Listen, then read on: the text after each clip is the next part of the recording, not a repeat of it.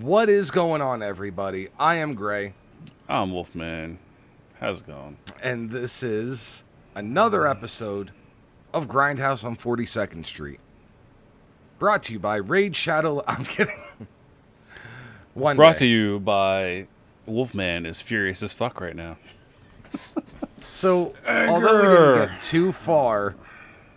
didn't get too far into the recording. We were a few minutes in, and a notification came through, and that notification was a chain reaction to having us have to restart everything. And we're just getting going again now. It took about a Literally. good 15, 20 minutes. Actually, Yeah. more than that, because it's now 10:50, so it's about a half hour. 25 minutes. Yeah. Motherfucker. All right. But you know what? We are going to save time because we don't have to go over our basic news. Like in every episode that we've been doing, we've been going over everything. We don't have to do that anymore because we've been doing it on our live streams on Thursday night, which is on Facebook. So basically, I just want to say check out the Patreon because that's where you're going to get all sorts of cool exclusive stuff or early access to certain things. YouTube is going to be our main priority, although we will still be on Spotify and Apple Podcast. YouTube's going to be our mainstream. And then just check out our social media, Facebook, Twitter, Instagram, and on the Slasher app as well. I wrapped all that up in like a minute and a half. I mean, that wasn't too bad.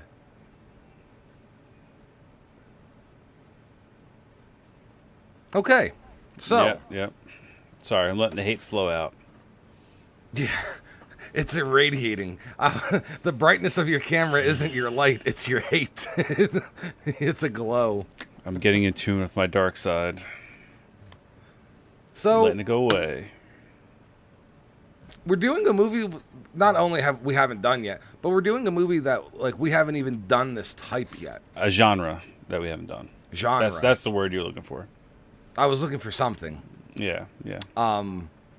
It's funny though because the Grindhouse theaters were one of the only places in America where you were going to find this at the time.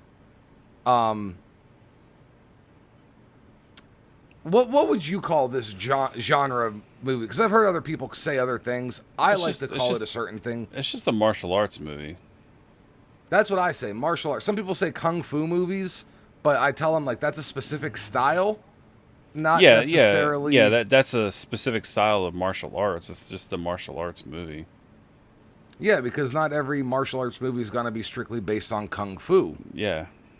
I mean, I don't think But you I go think- into like a movie store, or whatever. Like the few ones that do exist, but back in the day, they would say martial arts. They didn't say kung fu movies. Yeah, I don't You know even what I know mean? where the term Yeah. got popular. Maybe because of Bruce Lee, I guess. Yeah, but he wasn't a kung fu guy. I know, but a lot of people reference his movies as kung fu, even though they don't know his actual fighting style, which was what was it, Wu Shin, No, it's Jeet Kune Do. Jeet Kune Do. That was the one that he made. Yeah. It was based off of something else, though, right? Well, it just mixes everything, a little of everything. He's kind of like the The originator. first MMA. Yeah, he's like kind of like the originator of MMA in a way. He has a lot of MMA properties like in his fighting style and theories and whatnot. That's why he's highly regarded in the martial arts world to a lot Yep. of people. And he's a playable character in UFC 3.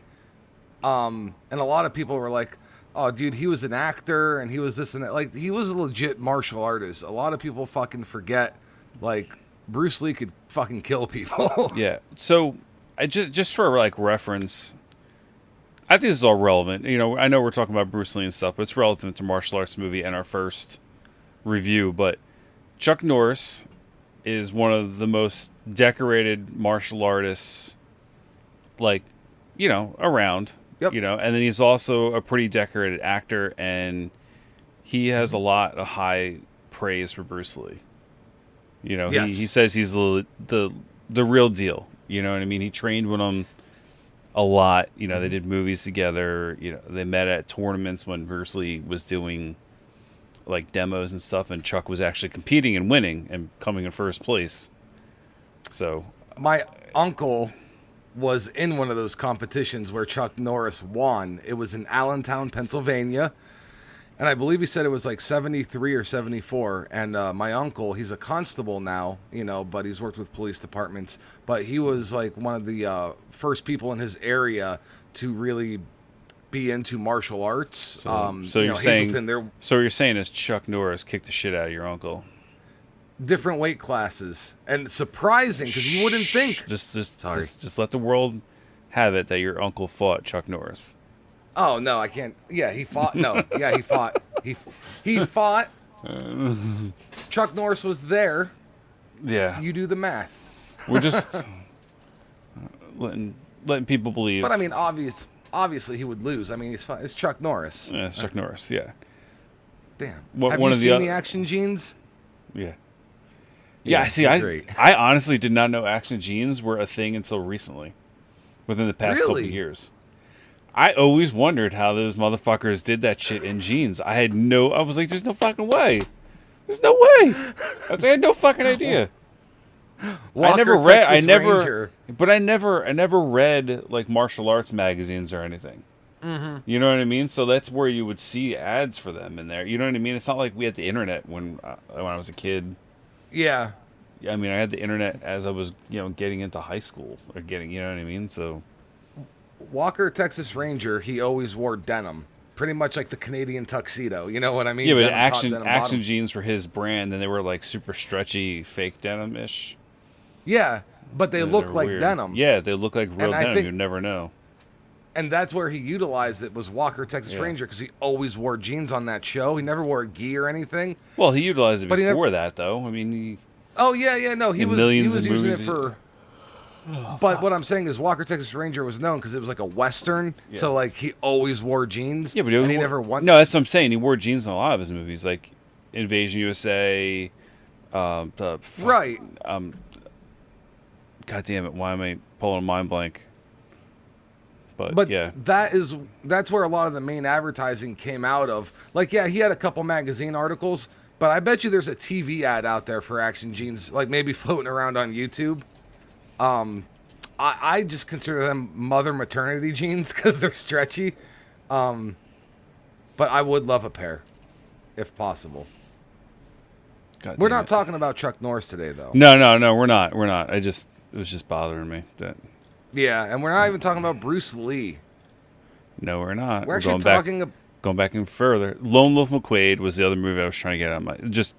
Okay. I had to get that out. Had to get it out of my system. Lone Lone Wolf McQuade, Wolf McQuade. Invasion Yep. USA. Some of his movies where he was just like dressed like a normal guy, even though Lone Wolf McQuade, I think he was a marshal or something, some shit Yeah. in there. But he was What still. was the one that he What? could turn into animals? That's not a legit thing that I can remember of. No, it's a kids movie, and he would turn into a bear, and then he would turn into an eagle. I don't remember any of this. It was like probably between 94 and 98. If you said the name, I would know it. All right, it might yeah, have to be- Forest Warrior. Boom. A shape-shifting mountain man and a group of children team up to protect an enchanted forest of evil lumberjacks. Maybe on- protect an enchanted forest from evil lumberjacks. I don't think I've ever seen. I might have seen it. I can't say I haven't. I It might is a have. kids movie, but we might have to check that out I sometime. was 15 when it came out. Might But have seen today's it. movie is, if you're in the martial arts movie, you know what it is. But if not, like, I only know a handful, because I don't know a lot of these movies. I do know Bruce Lee and Chuck Norris stuff. I got into it a lot with Jackie Chan in the mid and late 90s. But I never got caught up on this old stuff. So I love obviously the this old is one stuff. This is one of Wolfman's. Yeah. Well, I didn't get into the old stuff till recently. Like, we talked Yeah. about, like, Cripple Avengers and stuff like Yeah, that. I grew up on the old stuff. I mean, I know Jackie Chan and Jet Li. I watch a lot of that stuff, and Chuck Norris, obviously, and Van Damme and stuff like that. They're all Yeah. Bruce Lee, So obviously, today- but yeah. Oh, yeah. Well, today's movie is Master of the Flying Guillotine. 1976. First off, where did you hear about this movie? I I honestly don't 100% remember. I might have just rented it, like just randomly, as a kid, to having Saw the box art. free access to movies. Not free, but you know what I mean. Just I can rent whatever I wanted when I was a kid. I had a deal with the video store. They were, my parents, mom and pop shop. No one was super strict with things back then. I mean, shit, they let me rent Faces of Death. They didn't even give a shit. I mean, my mom did when she found me watching it, but but I never got my privileges taken away. It was just, don't ever fucking rent this stuff again, Yeah. And definitely don't rent the 4 sequels. It's like, there's 4? Okay. It's 4. I'm already through like 6 of them. Yeah, right? I don't know what you're talking about. There's way more than these, the 4. But anyway. You actually want to know something funny, though, about Faces of Death real quick? The first time I saw the box art, we were in the video mom and pop shop with my mom, and like I held this up, and my mom's like, oh, yeah, you should see that. It's crazy. And I'm like 9 or 10, and I'm like, okay. Because she remembered watching it when she was younger. Holy shit. I asked her years later, I'm like, your mom seems like a little free spirit, though. Mm-hmm. And she said half of it was fake, but, the other half definitely wasn't. Yeah. No, that's true. There was half of it was actual, but, they didn't tell you that. No. They made you think that it all was real. Like it was a Mondo film. Maybe one day later on we'll go through some of those series. Mm-hmm. So yeah, I just stumbled upon this. It was amazing. And then later in life, I met someone that knew of this movie, and it kind of re-sparked the love of this movie, and went back and watched it and was able to appreciate it. It held up over the years. Yeah, I was like, oh yeah, dude, I remember watching this when I was a kid. I forgot about this movie, like one of those deals. Well, like as a kid, I could see like someone being like loving this movie for just the fight scenes alone, but it actually has a good story. It has decent dubbing. Like it's not too distracting. It's got very good sound design. I mean, like laughing at the dubbing. There's some parts that are a little fishy, but no. Just the fact that like the version that we watched and the version that I saw on DVD back in the day, literally there's like 3 scenes and they're pretty decent length that you'll start scrambling, because I did it today again when I watched it, and I'm like, what the fuck's going on? Why did I? It's not dubbed. It's just straight up Taiwanese or Cantonese or whatever. Because it's a Taiwan. It's made in Taiwan. Apparently, it's not your usual Hong Kong flick like a Shaw Brothers movie, which I was surprised. Yeah. The Shaw Brothers did The Flying Guillotine 1 and 2, and they might have done something else. And then there's the Fatal Flying Guillotine, which you said is like an Italian knockoff, of a Asian action flick. There's a bunch of guillotine movies. It's almost like its own little mini genre. Well, like you were saying earlier, it's based on the weapon. Like there's genres in these martial arts movies where the focus isn't the actor. It's like the fighting style or the weapon. Well, this one is technically a verse. It's not even because the original title is the one on Boxer versus the Flying Guillotine.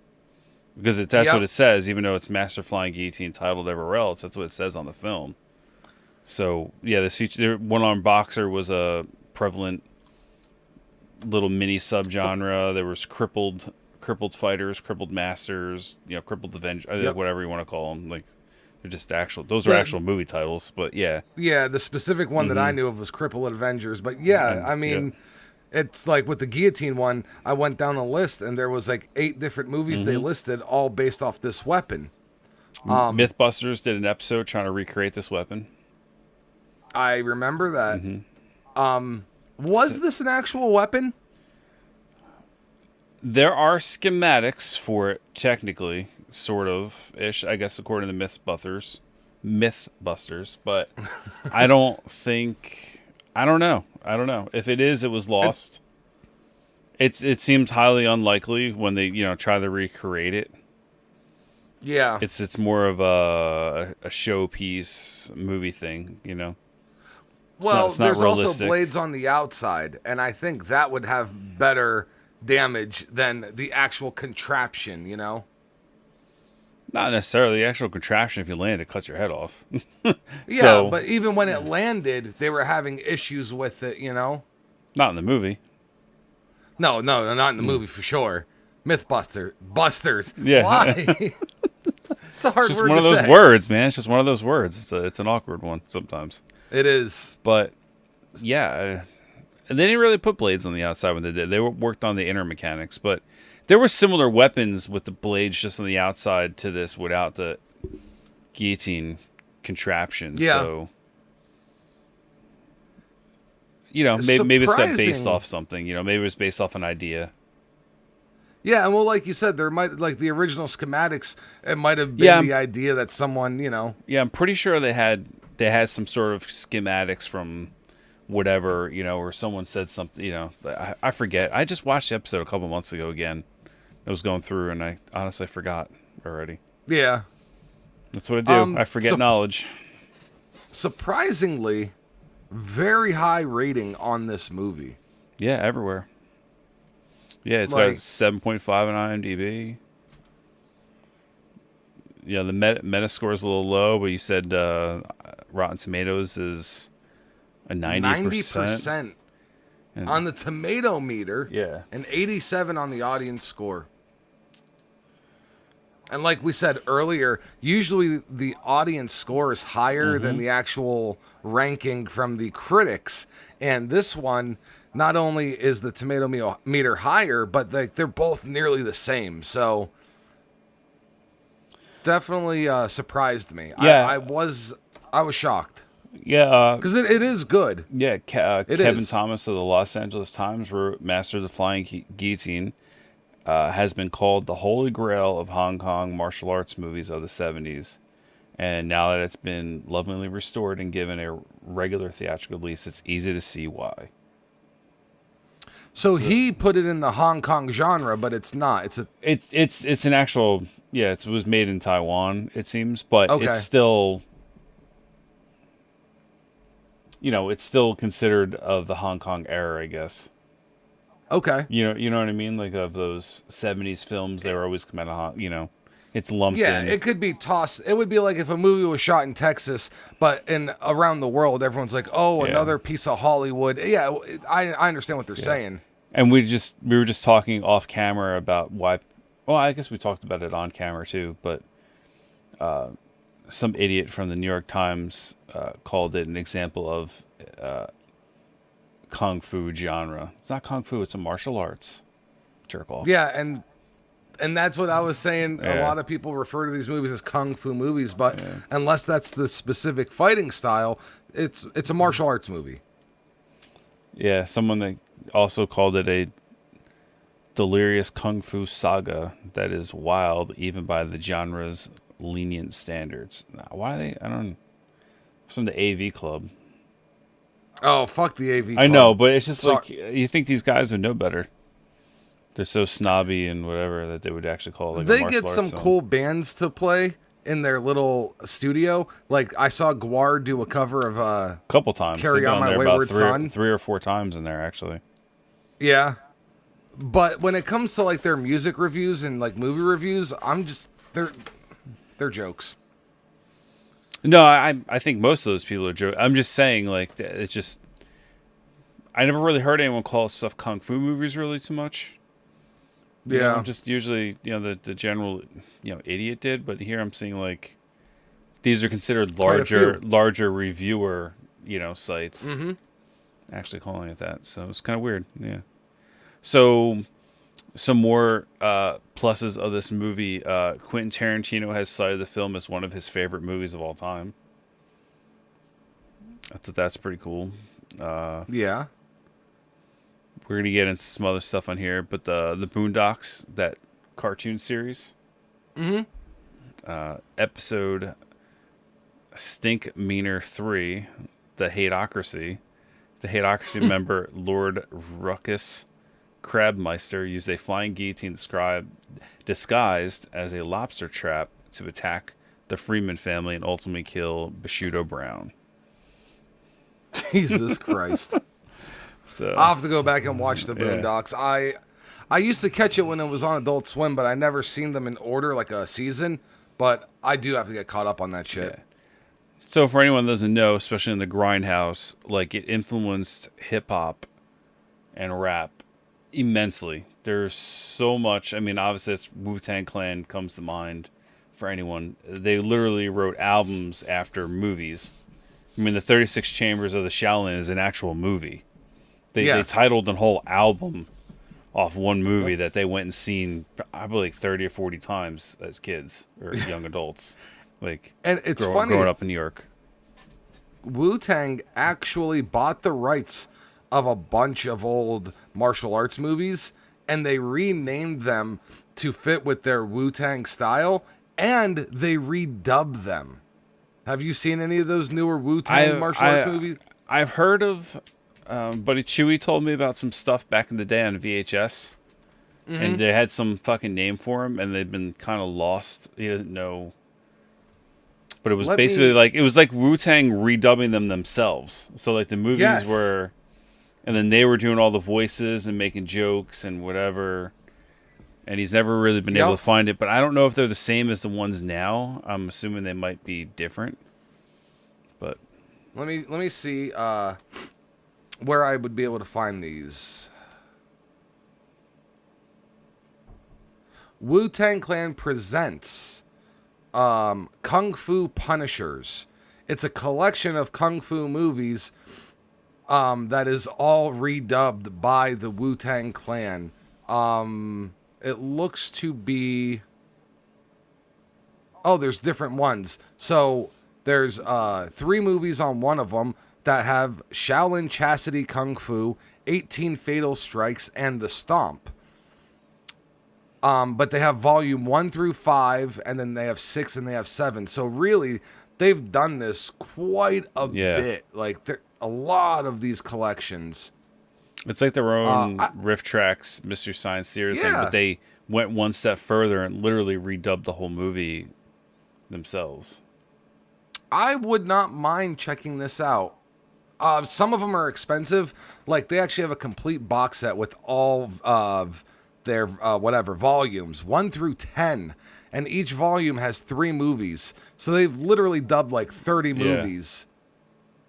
But one of them's $300. So yeah, I'm not spending that kind of. The Alien vs Predator box set on Blu-ray when it first came out was, $200. Or just Aliens box set in general. They didn't have the Alien vs Predator on it. I mean, stuff's expensive. You get the James Bond box set at one point in time was $200. Jesus Christ, man. I mean, I guess if you're a mega fan, you could spend that kind of money. But, like, at least with these, you're spending $300. You're getting 30 movies. Where it's like Alien vs. Predator, it's like you get the movie, Yeah. Well, it's not Alien vs. Predator. It's just Aliens. No, it's the Alien series 1 through 3. Right? What? 1, 2, and 3? No, and Resurrection. Oh, okay. And then all the director's cuts on top of it. So it's like 8 movies. Okay. All right, so it's not too bad. So, are there any notable people involved? See, it's tough when we talk about movies like this because maybe they're notable in their country, but in America, we may not be too familiar with who they are or what they've done. Yeah, so there's just two actors I would just highlight. There's Kang Chin, who played the main Guillotine master, the blind, and he's also blind, by the way. So he's, a martial arts master that's blind that uses the flying guillotine to kill people and make his way around. Mm-hmm. He has 73 actor credits from 1973 all the way through 1994. I don't 100% know some, like most of these. Right. But it doesn't mean I've never seen them because in America, a lot of times these names, it could be the same movie with 10 different names. Literally. Martial arts movies are the worst for having secondary third names. And it's so bad. With like their original release, someone buys the company, a small company. Even Shaw Brothers, they were the big guys out in Hong Kong making the millions of movies that everyone usually knows. They're all over the place. And then there's Jimmy Wang Yu. I mean, I'm sure the names are pronounced slightly different, but he also directed the movie, and he has credits all the way back to 1965 up until 2013. Wow. Yeah. He was born in 44, but the guy before him actually acted later, but was born in 39. And it's supposedly they're both still alive. I mean, usually IMDb is pretty good about this, so. Yeah, updating it and stuff. He's got 87 credits. The gentleman that we mentioned first, Kang Chin, actually, I just saw was in a 1974 movie, Fatal Strike, with Bruce Lee. You got to watch, though. Might not be Bruce Lee, though.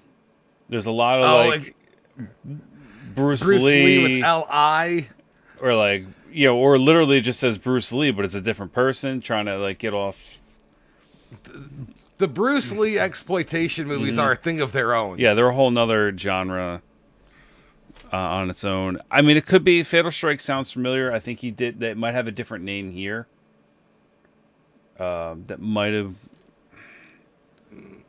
Honestly, it looks like they superimposed the picture of Bruce Lee on the box, but the guy kicking kind of looks like he's Indian. I mean, yeah, it doesn't surprise me. Oh boy. So Bruce Lee exploitation. Is it? It has to be. Bruce Lee isn't even credited on the movie, but he's on the box art. Yeah, it's got to be. So, going back to Jimmy Wang Yu, before we get too out of our... Mm-hmm. There's just a ton of movies on here. A lot of his... he has a lot of one-armed fighter movies. One-armed boxer, one-armed swordsman. I wonder if he might have actually had one arm. Huh. No, he's got two arms. Okay. It's just weird. Yeah, it's just weird that he has so many. You know what I mean? He played a lot of the same roles. I guess he was just good at it. Of hiding his arm in his sleeve. Yeah, I mean, I can go through here and try to nitpick some of the stuff, but I mean, I've heard of a couple of them. In 2011, he was in the movie Dragon with Donnie Yen.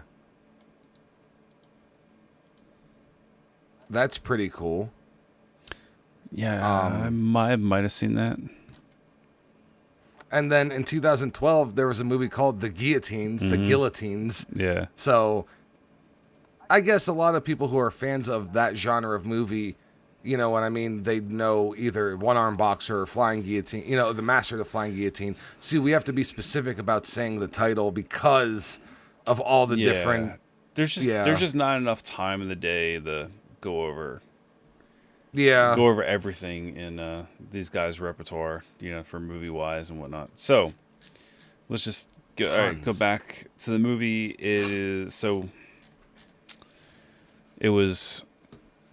It's in Mandarin. In detail, it says country, Hong Kong, and Taiwan, but on Wikipedia, it says it's a Taiwanese wuxia film, which it sounds familiar. Wuxia is like one of the other. Such a like an offshoot. No, see, that goes into something else. No, I thought that was like a company. Okay. I don't know. It sent me to a link to Wushu, but that's not what it says there. It says Wuxia. I don't know. Whoever fucking does sometimes with Wikipedia, it's just average jerk-offs. That's writing stuff in, and you never know what goes to what. When I clicked on, it says the Wuxia film, and then I click on Wuxia, and it sends a lot of stuff about, Wushu and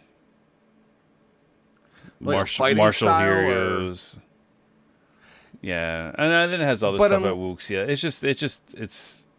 It's not worth looking at. It's just all over the place. You know what I mean?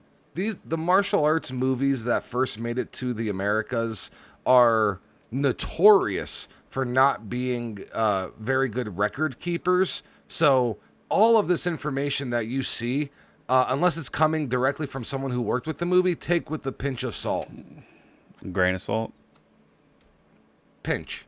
It's a A grain. little bit more. It's a grain. No, not a single grain. I'm saying a pinch. You need more I than know, but the a saying grain. the saying is a grain of salt, though. Pinch I don't know. of It just salt. sounds weird when you say pinch of salt. It doesn't sound right. I've heard pinch. I've never heard pinch before ever. It's always a grain of salt. Anyway. Yeah, but Moving a on. grain's not enough. No, I need it more. is a grain. You don't know how much a grain is. All right. It's a single grain. Not literally.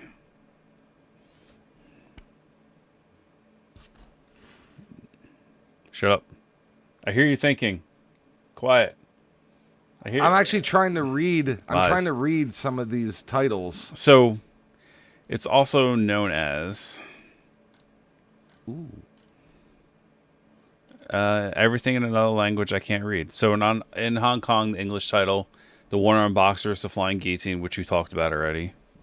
Mm-hmm. I can't read any, like, in UK it was one-armed boxer 2, USA master flying guillotine, worldwide English title master flying guillotine. There's a million other titles in here in every other language. Usually they're still in English, even though it's in another Someone went and language. translated them, but these ones they didn't. Yeah, they're literally in the native language, so we can't go over that. It technically had an opening weekend in the U.S. in 2002 when they restored the movie. Okay. It had made $6,800, and it grossed almost $22,000 in the U.S. on its restored. Who knows? I mean, it could have been one theater in New York or something. And That's what I'm thinking. it didn't get a good, not publicized, but I don't know. Honestly, it seems like somebody restored it more or less for like DVD sales. Yeah. And then they were like, you know what? Let's get a couple theaters involved and try to, make some more money off it. Because they've done that plenty of times with older movies. So The theatrical version is 82 minutes long. The runtime of the DVD stuff is 93 minutes, what we watched, which makes us wonder if, like you said, they added extra stuff in, and that's why it's not dubbed. Maybe that's why. Maybe it's not a fuck up. Then again, you never know with these movies. That could be a fuck up. You never know. that's the thing. The American companies that would dub these movies, they would get a script that was literally in Chinese. So a lot of times they would wing it. Like, they would watch the movie a few times through, not understand any of the language, and they would write their own script to these movies without knowing any of the actual words being said. That's actually the Crippled Avengers. That was actually the case in that movie. And you can kind of tell because the dubbing, the people were trying to be a little bit more comical. I mean, it's funny, but it's not exactly what they're saying. So who knows? Yeah. So most of the music featuring in this film was used without permission of copyright holders when the film was first released. They just did what they wanted to do.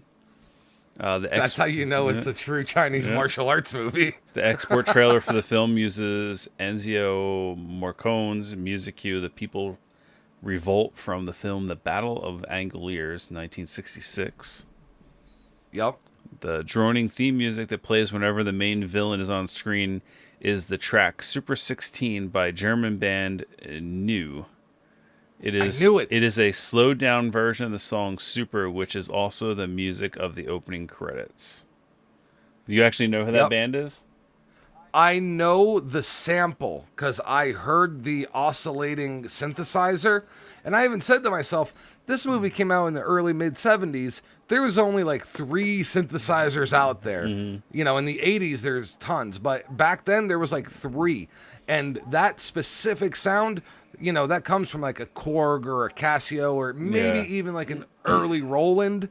And there wasn't a whole hell of a lot of bands playing with them yet, but German, like Kraftwerk stuff, that's where like the experimentation came. It sounds super industrial. You could picture it. You totally sound like I'm like this sounds like a Ministry track. You know what I mean? Like I don't think it took me off guard. Ministry's German, but you know what I mean. Like it's You can see it as being something like an early Rammstein track with poor production value or something like. Just an instrumental, I not the way they actually do Right. music. But I actually compared it to, like, when I heard that first synth, I was like, you know what? It reminded me of, like, Henry or Maniac. You know, the synth sound in those movies? Like, the slow, droning kind of wah, wah, it actually wah. just it reminded me of like him, that the villain, the bad guy, being like a Terminator. Yeah. Like him Yeah, walking absolutely. through, and it's just industrial, and you hear the steam, like the steam releases, just the metal It's clanging, like it's crazy. And it's funny you said Terminator because when I first saw the clip where he shows up and there's actual people around, the way that it was shot from the ground up, looking up at him, I first thought, fucking Terminator. It's badass. It Yeah, really it is. is. Yeah, the rapper Jumpsteady titled his 2005 album "Master of the Flying Guillotine" after this movie. I have no fucking idea Okay. who he is, but Nope. that's a thing on there. He ain't the RZA or the Jizza or No, ODB no. or, you know. There's 12 minutes of previous footage that was restored for the 2002 theatrical re-release, which is, we already went over that. Yep. The owners of the music in the film demanded large amounts of money for its use on the DVD and cinematic releases. As a result, First Films refused to pay and created a copyright-safe soundtrack, which features on the Japanese DVD. However, Pathfinder bought the rights for their DVD and cinematic releases. So the Pathfinder company re-released this and bought the rights and paid the money to put it on there. It's because it's iconic. It matches the movie so well. I wouldn't want like a safe copy. I want this. Yeah, you could overdub voice, but you can't really overdub sound design. You know. Yeah. I hate to say it, but like the WWE network owns all of WCW and ECW's old footage, and old ECW wrestlers used to come out to like popular rock, Whatever they like, wanted. Sandman, huh? Pretty much whatever they wanted. Yeah. Well, like Sandman used to come out to Metallica's Enter Sandman.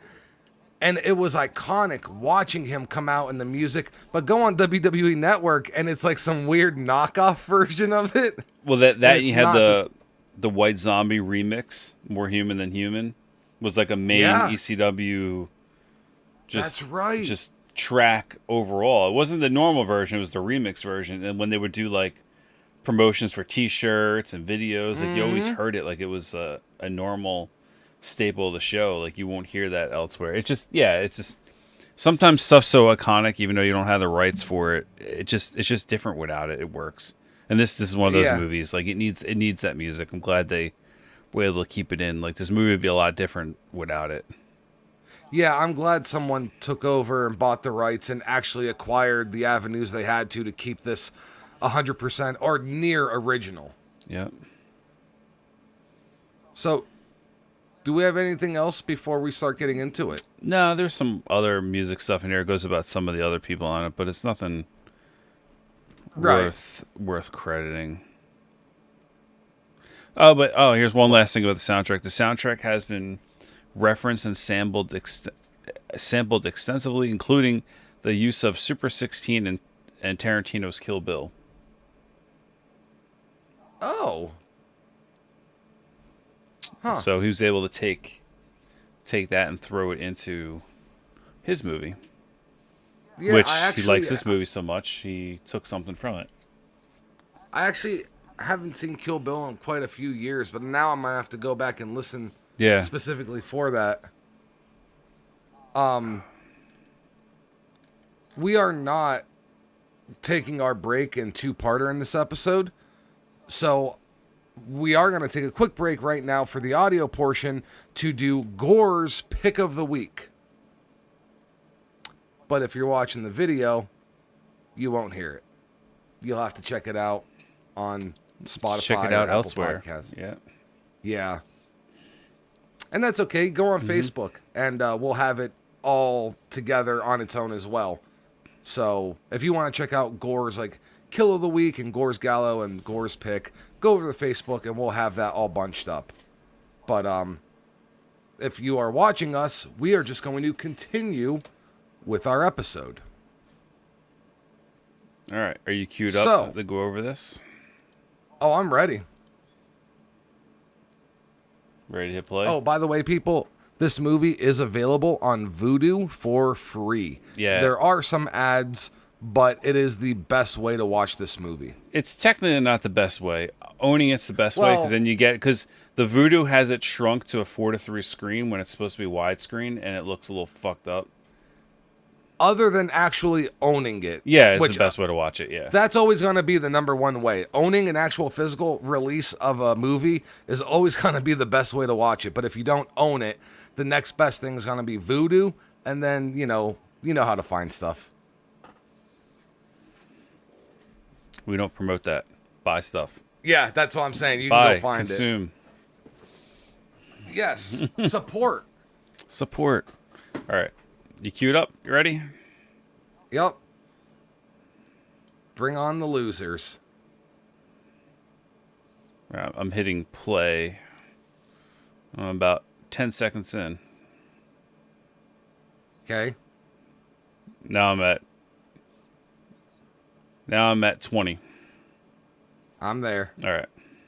So we got that close up of our, turns out to be our Guillotine master here, who has some super amazing eyebrows for people. They have to see his eyebrows in this. He has some crazy fucking hair going on. Eyebrows, beard. Do you know how old the actor was? He was about here in 40, this I movie? think. Between 30 Okay. and 40 when he did this. Definitely not an old man. No. But he's playing someone who looks to be about like 70 or Yeah, 80. yeah. I mean, he looks... Yeah. Mm-hmm.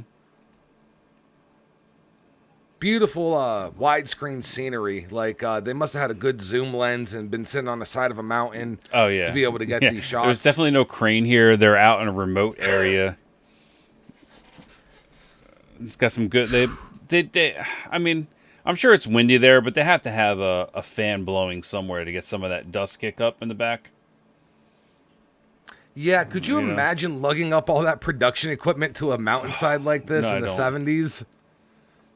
You got a nervous There's a monkey on a leash. Yep, a nervous monkey on a leash. Mind that too. So this guy's gonna do like some sort of kata, which is basically like meditation warm up of strikes and movements. You're gonna get the awesome sounds going on that you're gonna get a lot of. Even in the though movies. he's not striking anything, you still get the sound like he is. Like,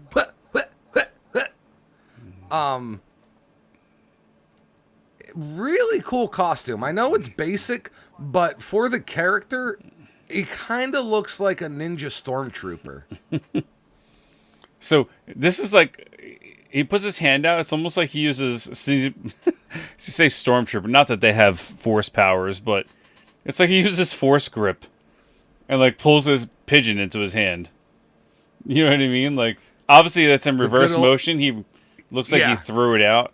But this pigeon now has a note on them because, carrier pigeon. Mm-hmm. People still use carrier pigeons to this day. Yeah. So he got this little braille thing, I guess you can say, right? It's literally a piece of wood like that's 2 inch by 2 inch. And it has a note on it, but the length of the note is much longer than what's on... It's a picture of a one-armed man. That's literally what it is. How does he get this entire backstory from this one? I don't know. I think it's one of those things that it just. What if he just started drawing? So he lives in this mountain with his two disciples. His trainees, and they work for the current. Oh, here's this awesome music. I'm sorry, I gotta stop. Yes, this is the first time. Yeah, the first time. Stopped? No. I mean, like I had to stop talking. I wanted to hear it. Like, it's so badass. Like, you just definitely Terminator-esque. Maniac, if you are familiar with that soundtrack. He pulls off his guillotine off the wall right now. It's really compact, little. I mean, it's not realistic at all. It's just there's no way there'd be blades in that. That little thing is like. It's about the size of the palm of his hand. Yeah, it's like this. It's not even. It's about the size of a can of soda, maybe smaller. Yeah. and it folds open into this little hat thing. Yeah, so now he jumps through the roof of his building and lands and cracks the ground, does a little somersault, and is out and is going to practice with his guillotine. But what I was saying is, so now the story. Actually, I want to pause it real quick. Yeah. So to catch people up with the story, if you're watching it, you heard already. But so he has his two disciples. They're out on a mission to kill rebels, basically. You know, they're gonna possibly overthrow the current Hong Kong Chinese government. Ming Dynasty. Yeah, Ming Dynasty. Yeah. So they basically just assassinate people that are problems. It's just what they did back then. Yep. And they sent the note and they said, if you're reading this one-armed boxer who is a rebel that we were supposed to take out has killed both of us. So obviously he's reading this. So please now avenge our death. Yes. Yep. And that was it. Yeah, that's it. So now we're going into his little. They're going to do a little training sesh here with his. Now, ladies and guillotine. gentlemen, if you are either an animal lover or just can't deal with actual shit, there is a part that is coming up where a chicken seems to get in the way of the flying guillotine while he's practicing. No, it doesn't get in the way. He threw it out on purpose. I know. I'm trying to soothe the blow. No, there's no soothing.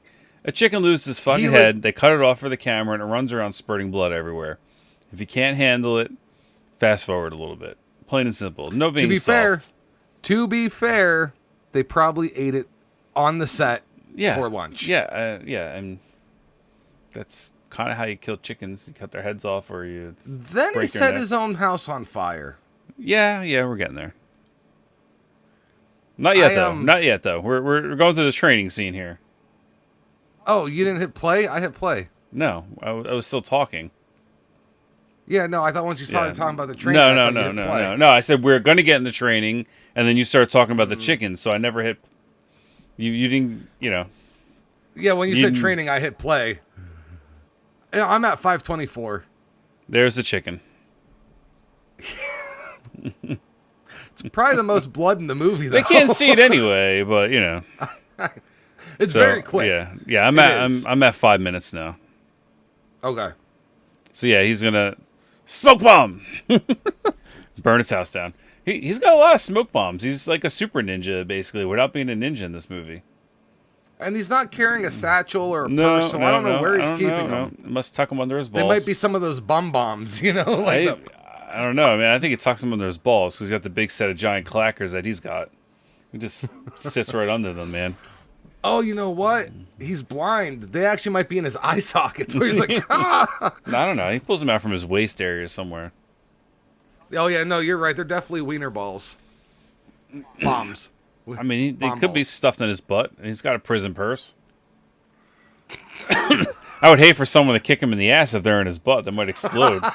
If he ran fast enough, he'd have a trail of smoke coming out. See, this is why we need to make a martial arts movie. But anyway. Scenery's beautiful. Yeah, they're in the middle of fucking nowhere. East Bumblefuck, Taiwan, where they filmed it. Yeah. So now you got more of that brooding music and the title sequence. Now it's and cool because I'm in an ad. I'm in an ad.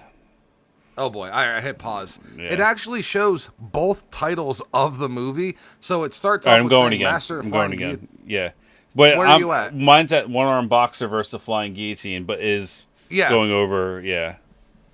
So it's got like an upbeat rock beat now, like song, and it's got a cool color scheme where it goes blue, red, and it's showing like scenes from the movie later on. It's pretty cool. I like what they did here. Well, I like the fact that they put both titles up front, so you're not confused of what you're watching or what you think you're watching. I was never a fan of the montage credits in the beginning of a movie that shows scenes from the movie you're about to watch, because some movies would actually put spoilers in the fucking credits. So Oh like, yeah, it's yeah. out Yeah. of No, context. I get what you're saying. No, I'm saying I just like the look and the sound that they did. I don't Oh, necessarily yeah. like enjoy the yeah, the montage kind of sucks, concept. but they don't really spoil much of this movie. At least you know what I mean. Like This one's not that bad. there's one thing that gets spoiled. We'll talk about it later. But honestly, if you're not really paying 100% attention to it, you might not notice it. And the scenes are quick Yeah. enough that if in context you don't know Mm-hmm. what's going on. But some movies from this era, they would show like in the montage, like the bad guy like bleeding from his face and passed out. It's like, well, I guess we know who wins. Yeah, You know. I like the different colors they use, like the different sepia, like the blues and teal. Yeah, it and goes purple. it goes blue to red, basically, like just back and forth. Yeah. Yeah. So it's almost like it would be like the colors of 3D. Back, not at Oh, the I should same have put my time. 3D but glasses on. this whole movie. I'm oh, in man. the school. Actually, Are you in the school yet? actually, yeah. Just this would be actually be really cool if it was filmed in 3D. There'd be a It lot would of cool, make sense having this- the guillotine coming. There'd be a lot of cool shit in this that could be in 3D in this movie, if you think about it. Are there any 3D martial arts movies? I honestly don't know. Dude, there needs to be. I do not know. But yeah, so now there's Well, we're in a typical. Oh, you're gonna Google that real quick or. Yeah, well, yeah. Go ahead and talk Yeah. about the school. I'm gonna actually So- see. It breaks into your typical martial arts school, especially back then. You'd come across these schools all over the place, and there'd be anywhere from 10 to 100 people here. So there has to be a good, we'd say about 50 guys in this one. Yeah, Like a mid size. It's still a very large one now. They do their little prayer to whoever they're praying to, and then they cut to our one-armed master. Comes in and starts critiquing individual people's like stance and moves and testing out how sturdy they're. He's like basically kind of kicks a couple people and beats them up a little. It's just how it was back then. He's like Yeah. a rough-nosed sensei. Like Yeah, instead of but he's telling you nice what about to it do, though. Well, instead of telling you what to do, though, like he'll show you why what you're doing is wrong. And so then- if your and then he's leg fixing isn't it. planted, Yeah. if your leg isn't planted, he'll kick your leg out, and then he'll stand you up and he'll put you the way you're supposed And to then be. re-kick it and show like, you how it's right, yeah. and that's how you learn. If someone just tells you something, you're not going to remember that. But shit. he's not like wailing on them like Cobra Kai style. Like No. he's not like that's what I mean. Like he's doing it in a nice way. Yeah, he's kicking your legs out from under you, but he's not like trying to hurt you when you do it. There's a difference. Oh yeah, no. Yeah. He could totally be fucking Yeah. these people up, obviously. Real quick, the only thing that popped up was a Jet Li movie from 2011, Flying Swords of Dragon Gate, had a 3D release. So, yeah, That's pretty that's cool. it. All right, so now he's got this big demonstration, which sort of comes into play a little later with certain things. Yeah. So he's going to teach them how to jump. Everything had stages back then. Like even like the littlest thing, but when they talk about jumping, they go into way more than you would think about jumping. Like jumping in this movie, literally when they get into it extended is walking on fucking walls on the ceiling. This movie gets a little crazy. So most martial arts movies get a little crazy. Yeah. There's a certain point where someone jumps over a wall. It's about 14 feet high. Yeah. Well, So when they well, talk earlier, about jumping, earlier you Huh? had the master jump Yeah. out of his roof through his roof yeah, of and that's his not building. like yeah. it's not just jumping like you and I would jump rope Yeah. or tuck our knees or whatever. This is like a legit martial art form. Yeah. And So- what they did is they put rocks in this hamper-looking thing. This is and a the guy jumped woven on, basket. Yeah. Yeah, big basket. No, the reason why I said hamper is because I was actually gonna demonstrate it on camera and just break one of my hampers, but then I was like, no, I'm not gonna do that. But they put stones in it, so the guy jumped on the edge, but since the basket was weighed down, it didn't go anywhere. Then they removed the rocks. The guy tried to jump back on the edge, and the whole thing toppled over and he fell. But the teacher demonstrates without rocks in the basket how to jump on it, land, and walk around it while the basket stays upright. Now, he says the key to this, though, is to control your breathing so you make yourself lighter on your feet, which is, we all know, completely physically impossible. Not how breath works. Yeah, not how. Yeah, your breath doesn't make you heavier. It's just not a real thing. Unfortunately, it's like, oh wait, I weigh 250. Hold on. Yeah. What is it now? I can just breathe easily and I can walk on water. What? That Jesus guy knew. Yep, that yeah, Jesus maybe guy. he knew. So that was step 2. Now they're going to step 3, the flying technique of jumping, and this is where he literally walks on the side of a wall around, and then he literally walks up the wall and on the roof and across to the other side. It's ridiculous. This movie gets ridiculous in a lot of stuff. Very Matrix-esque when the scene where she's running on the walls and stuff. It's kind of hokey, but again, 1970s, it is what it is, you know? And for being the 70s, it's filmed pretty good. They use camera angles, they use a little trickery, they do use a little split screening like techniques, you know, they overlay it, and it actually doesn't look too bad, considering. Before CGI, people had to be creative on their shots. You know, nowadays it's just, hey, I want this done, let's, you know, Pro Tools or whatever. Photoshop. So, fuck. Yawn. There's a flyer out in the street, and then it cuts back to the school, and they're practicing their formations, their kata, you know. Basically, karate is very well known for the kata. A lot of martial arts do it, like, you know, judo and stuff like that. But basically, it's this, like, your practice of movements. Even if you don't necessarily use those exact movements in a fight, your flow and your reaction time, you know, like Bruce Lee said, I'm not afraid to fight the man who knows 1,000 kicks that he practiced one time. I'm afraid to fight the guy who practiced one kick 1,000 times. That's basically the kata. Continuously, you know, doing the same shit. Yeah, it's about in certain martial arts, it's about chi and balance, and that's where you get your spirit, because that gets in later with one of the fighters. They talk about his spirit. Yeah, you know exactly what fight I'm talking about. We talked about this earlier. It's our favorite fight. Can't wait.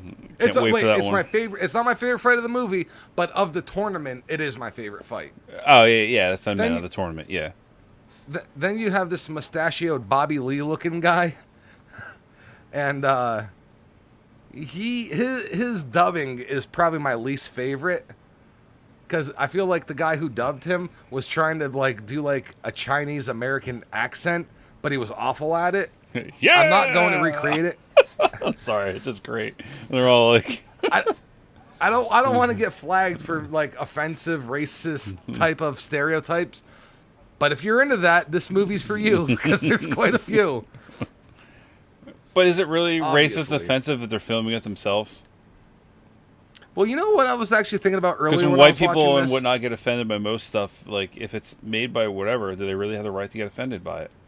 And that's what I was thinking, dude. Like, people would get offended if a white guy wore blackface. But, like, if an Asian guy wore blackface, like, they would just be like, oh, it's their culture. You know what I mean? Like, it's different if they do it. Well, because they do Indian face eventually in this movie. We'll get into that. Yeah. It's good. But you'll never see a white person or another in these movies, especially then. Just not how it was. Actually, eventually, certain American stars made it into martial arts movies, but what they would do is they would film about 40 minutes of footage in California, they would ship it over to China, and they would add that footage to a pre-existing movie, and they would say, oh, look at this new movie with this American star, and it's just a already recorded... Yeah, not all of them, but that was one of them. Yeah, they did a lot of it like that. Yeah, like... Pierre Kirby, he was known for that. Yeah. We were actually just talking about him with Robo Vampire. He did that movie, and it's pretty goddamn terrible. I mean, I'm still going to watch it, but, you know. Yeah, it's pretty bad. Now, this guy shows up, and the first thing I thought when I saw him was Muay Thai fighter. Yeah. But not from his stance or anything. It's the headgear. Well, the Muay Thai. Well, if you see his garb and watch enough movies, you know that's traditional Thailand Muay garb. Thai. No, his garb is like a traditional like Thailandish garb. Right. Whatnot. Then he's got his headband, and he's got his shins tattooed. You know, because their shins are headband like with the long tail. That was the first thing that I noticed, and I was like, "Oh, this is gonna be a Muay Thai guy." But he never says that he practices Muay Thai. Yeah, but they talk about it right now, him being a farter, because he wants to. So this guy here that's been sitting here is just stroking his beard like this, you know, while he's talking. It's all about the hand. No. You gotta. I can't do the open. I know. Hand. I gotta do like the piano stroke. I know. It's like. But anyway, this is the first scene that we lose our dubbing. It's cut here a little bit, so. But anyway, yeah, this one's not that long though. Yeah, he's running the fight. He was watching guys do things. So now he says it's open to all counties and territories, but he meant in China, not just Hong Kong. But this guy comes in from Thailand and decides that if you can show you got some skills, I'll let you in. So he does this like crazy breaking of a cinder block in midair. And I'm assuming he says impressive, but fight my henchmen basically right now. So now he fights 4 dudes that were just fighting each other with shields and clubs in a artistic, I don't know, artistic showing off, I guess, of practice. I don't know, but the like it's like he's getting in the mode. Yeah, no. I meant the before with the shields and the clubs. Now, no. What he's doing now is I forget the name of it. I should have looked it up before this. This earlier. Is yeah. This is the traditional Thai dance before they fight. It's like an honor. It's like the honor the fighters and the culture and the religion. It's just like a whole thing. It's like the thing that the sumo wrestlers do before they wrestle when they stomp and they grab the ground and do all that. Yeah. He doesn't have the traditional Thai headgear on though. It's just a bandana. He doesn't have the rack. He doesn't have the racket, but he has the headband. Yeah, it's just a headband with a little tail, but it's not sticking back like traditional. The racket. That's actually a hard piece. Yeah, he's not wearing the racket. Probably because they couldn't get their hands on one.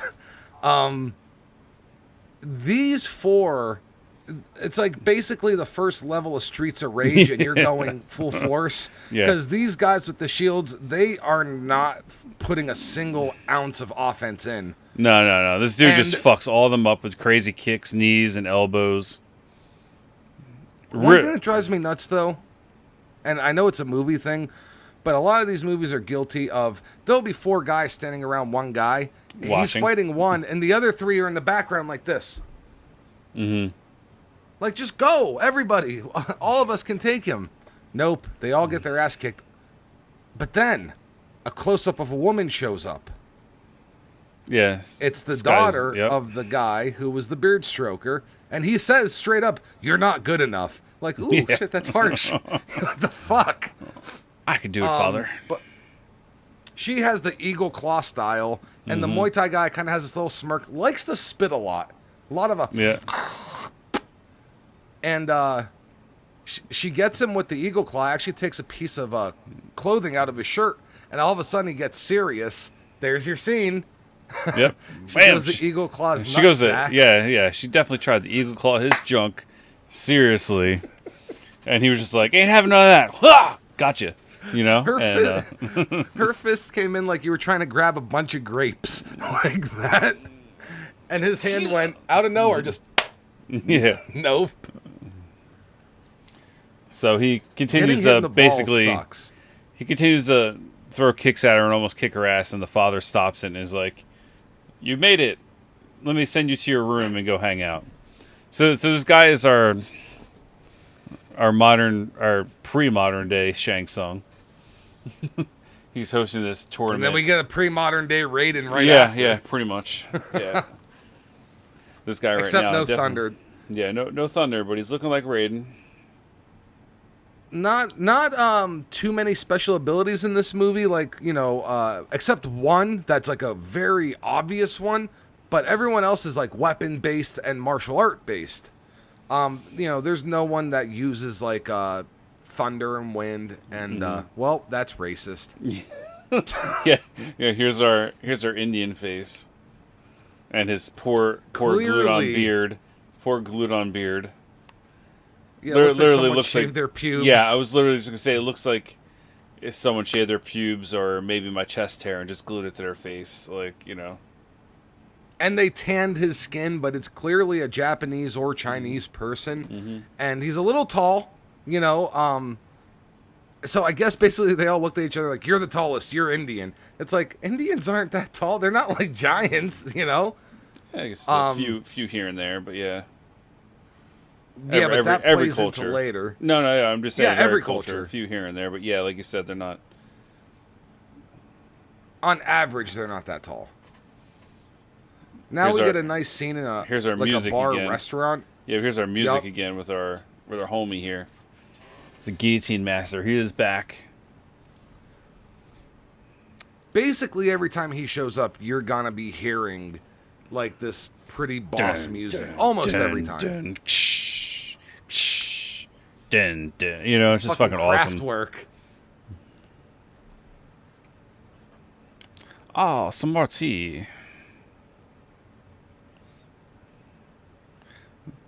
Don't worry, I'm not being racist. It's literally what they said. Yeah, this was made in a time where people weren't as offended as easily, so no one would have made a big deal of it anyway. Yeah. It's so funny. It's just like such a slow walk up to his seating area. It's just like literally a time filler with this music. But it is a one take. Yeah. That was all filmed in one shot, so that's pretty cool. A lot of stuff going on in the background that had to be right. Yep. Yeah. I like the ordering system here. Shots. I like the ordering system here. What would you like? I like the vegetarian noodles. One order of vegetarian noodles. Like he just fucking screams it across. It's like a 1960s diner in the Midwest. It's like, can I get 2 eggs? But they're on, too sloppy. They're on like the second or third floor of this thing, and he's just yelling down because it's a big open middle area. Yeah. Now it looks to see like there's kind of like this drunk guy, like chowing down in the middle of the dining room. Well, he's not drunk yet. I think he's just dirty, and these like flies are buzzing around him. That's what I was trying to figure out what's going on. Oh, the flies. Yeah, but I just thought he was drunk. Yeah, I think he's just because he kills right here. He's gonna kill a bunch of them. He's like, I killed 7 at one, 7 with 1. So now, it's like kind of gross. Like, why are these all flies all over him? This man has 1 arm, but it is not the 1-arm boxer. No, and that's important. I don't know how many 1-armed men walk around this territory, but shit's about to go down. I like how he's just like, waiter, bring me more food. He doesn't even order anything. She's like, just bring me more food. Anything you got, just give it to me. Yeah, I do an entire chicken like Lou Albano. not an entire chicken leg, an entire chicken. Yeah, not like a rotisserie chicken. Yeah, just he picks up an entire rotisserie chicken and just like, like, you know. And then you had like a bunch of like pork buns over there that look delicious. Though I love pork buns. It wasn't Captain Lou, but it was one of the people, one of the tag teams, the like the head shrinkers or whatever they called them. They'd come out, they'd be eating chicken like on their way to the ring. Probably. Do you remember them? Yeah, like the Wild Samoans. That's who it was. That's basically how he picked up that chicken. Yeah. Tried to do the old dine and dash. So he realized he didn't have his wallet on him. He didn't do it on purpose at first. He was like, oh shit, I don't have my money. I better try to sneak out of here. And now he makes a big deal of, don't you know who I am? Don't you know who I am? So he's like a Jersey Shore Guido right now on the boardwalk. Don't you know who I am? Don't you know who I am? Don't you know who my daddy is? But he says he's the 1-armed boxer. And he killed 7 with 1 blow.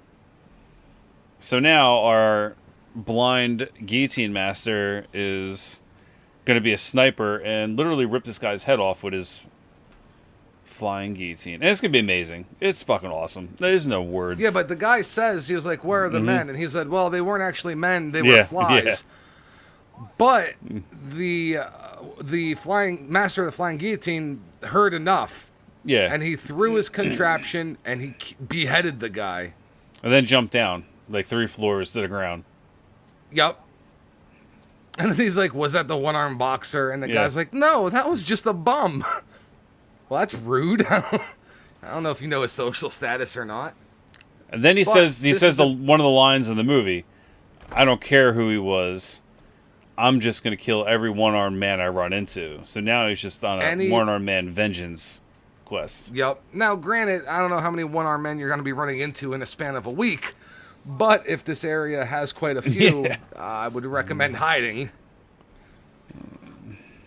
Now, we have a scene with the daughter and the dad. I think we could skip this because half of this goes into... we can skip until the prep. I would say 29 minutes I'm at right now. Maybe like go a little bit further. We'll just talk about the tournament a little bit. So now they're prepping. Yeah, I'm at... what? Where you at? 29:40. All right, well, you're probably going to... Okay, 29:35, and I hit pause. Oh, I just jumped up a couple seconds because I thought you were going to... Okay. Hold on. 29... All right, 35. Go.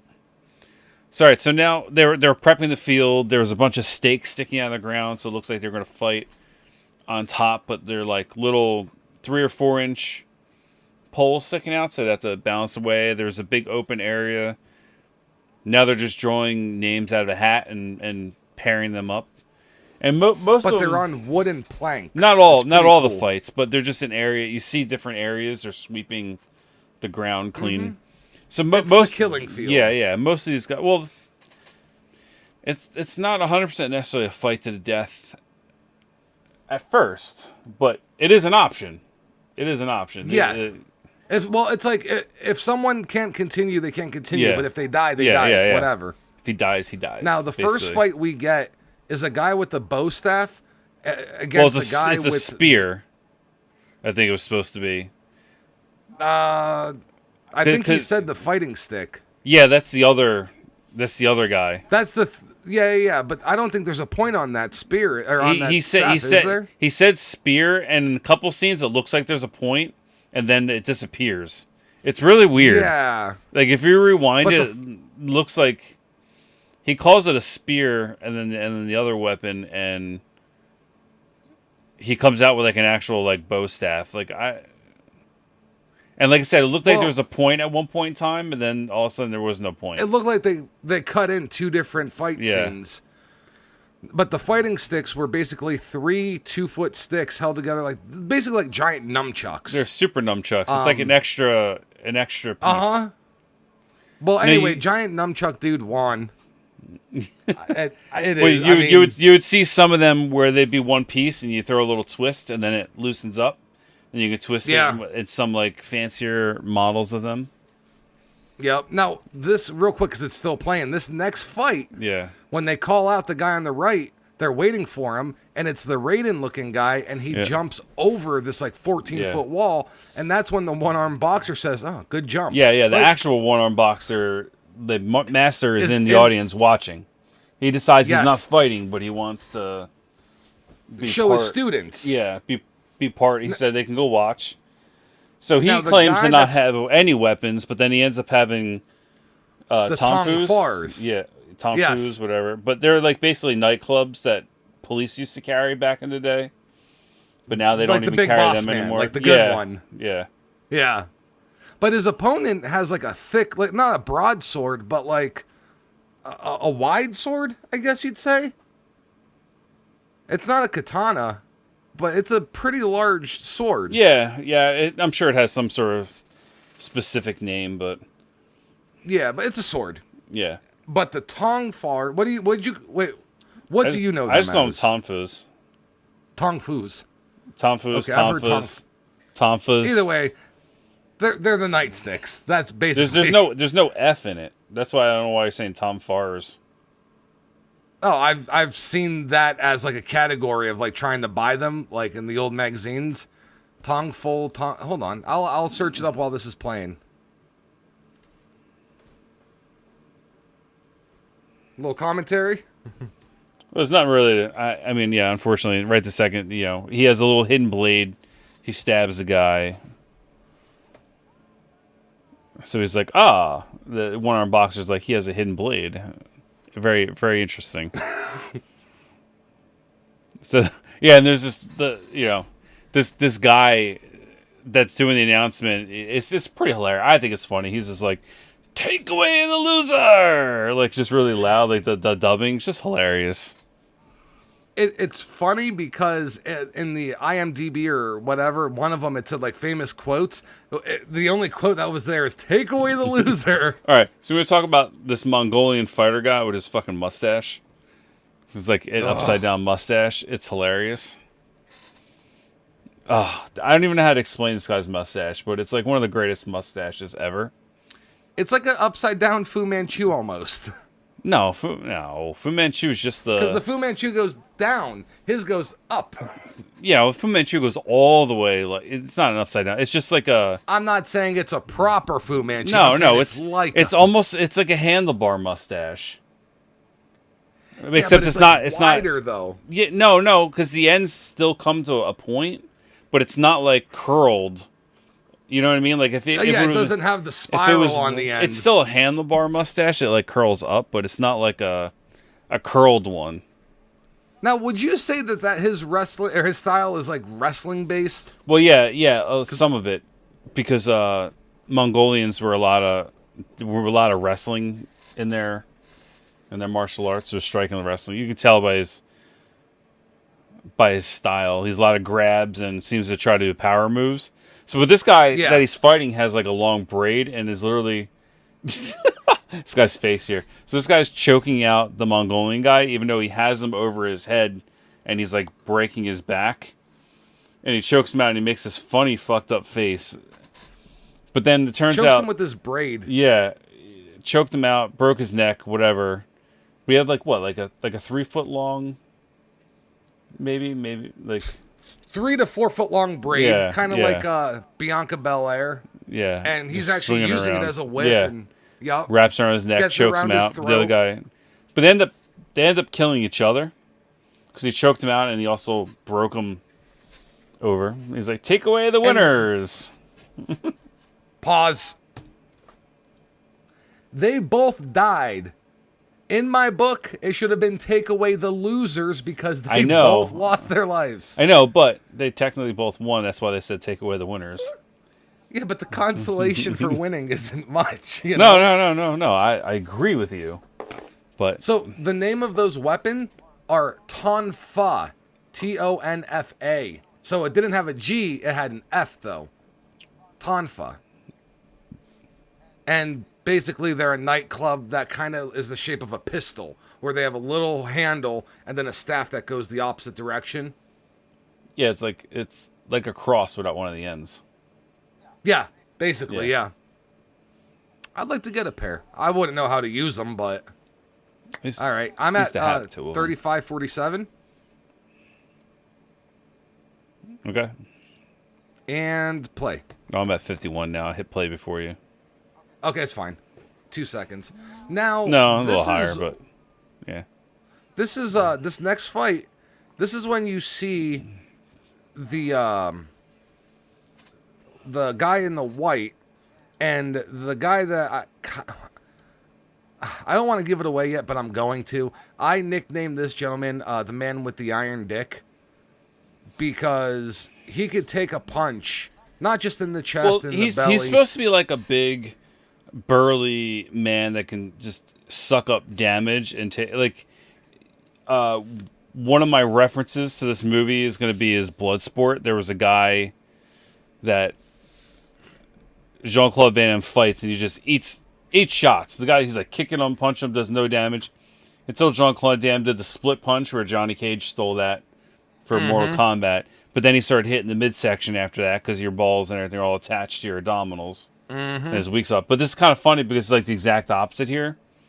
This guy just gets kicked in the dick, like, literally, like, what, fucking 30 times? So he gets kicked twice, no reaction. He gets kicked another 3 times, no reaction.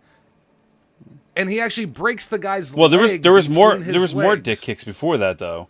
Way more. Yeah, but they weren't connecting. Yeah, they were. Like not like these. Hold on. If you go back and watch the first, I'm rewinding back to. I want to actually count how many dick kicks are in there. I think it's 5. No, there's definitely way 35. more. I'm at 35.58. Yeah, I gotta. All right, I'm at 36. All right, listen. Ready? Oh wait, you're at 36. Yeah. I'm 2 seconds behind. I know. I couldn't get. Yeah. All right, so I'll get to 36. Hold on. I just have to go to widescreen to do it so I can be a little more accurate. All right, on the count of 3, we hit play. 1, 2, 3. So he introduces the big burly dude. Yeah. And the guy in you the see white the little guy, kind of looks like gi. Ryu or Ryu. Yep.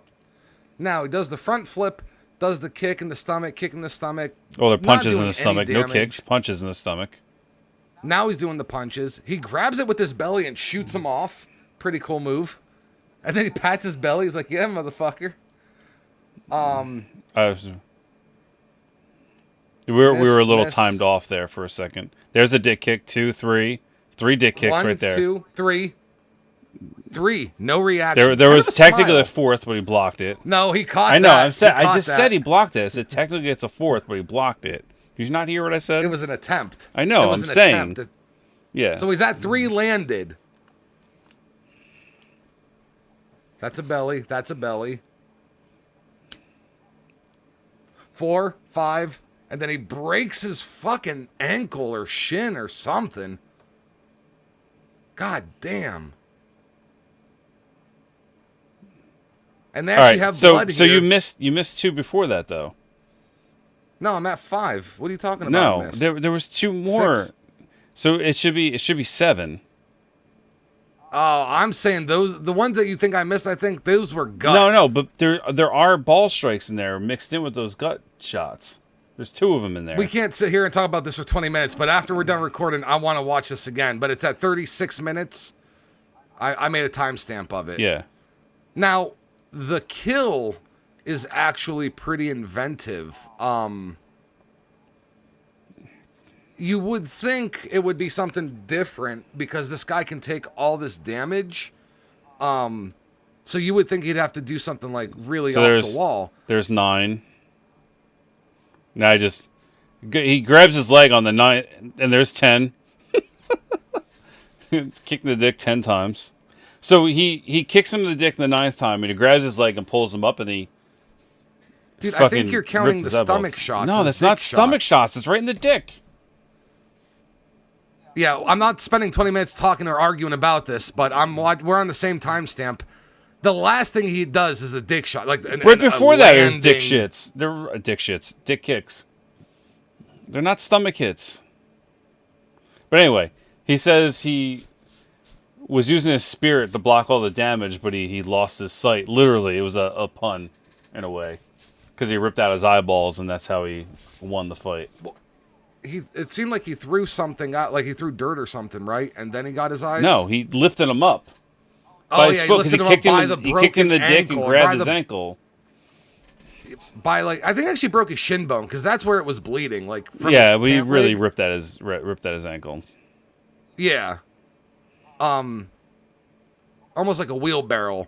Like lifted him up, and then he came up with the fucking eye gouges. So now it's the girl who the father's holding the tournament, and she's fighting Mr. Monkey Style guy. It's pretty entertaining. Lots of flips, good choreography, good cinematography in this. I mean, all the fights are done good. There's not a lot of you get that delay time. You know what I mean?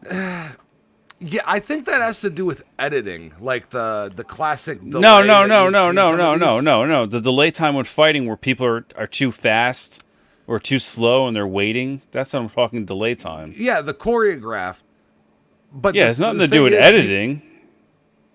Has to do with the fighter being too slow and the guy's waiting for the move. And they're like, "All right, you're gonna swing how already?" many cuts are in these fight scenes? It's so they don't have to remember a 10-minute long fight. They remember 30 seconds at a time, and they move the camera every which way so they don't have to remember this big, long fight. But No. you're going to get the delays because, like you said, they're playing catch-up the entire time. No, that's not what I'm talking. I know a lot of this is probably filmed from different angles too.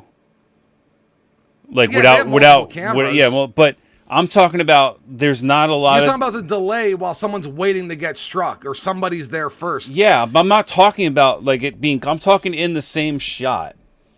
That's what I'm talking about. You Right. know, like a lot The of delay, the movies... people are waiting. I said a lot of movies are really bad with that. I'm saying this Right. one isn't bad with that. But they're hiding it from the editing because there's no scene in here that's longer than 10 seconds. That's why it looks good. No, there could be. It's because- There are other movies. You don't watch a lot of martial arts movies, and I do.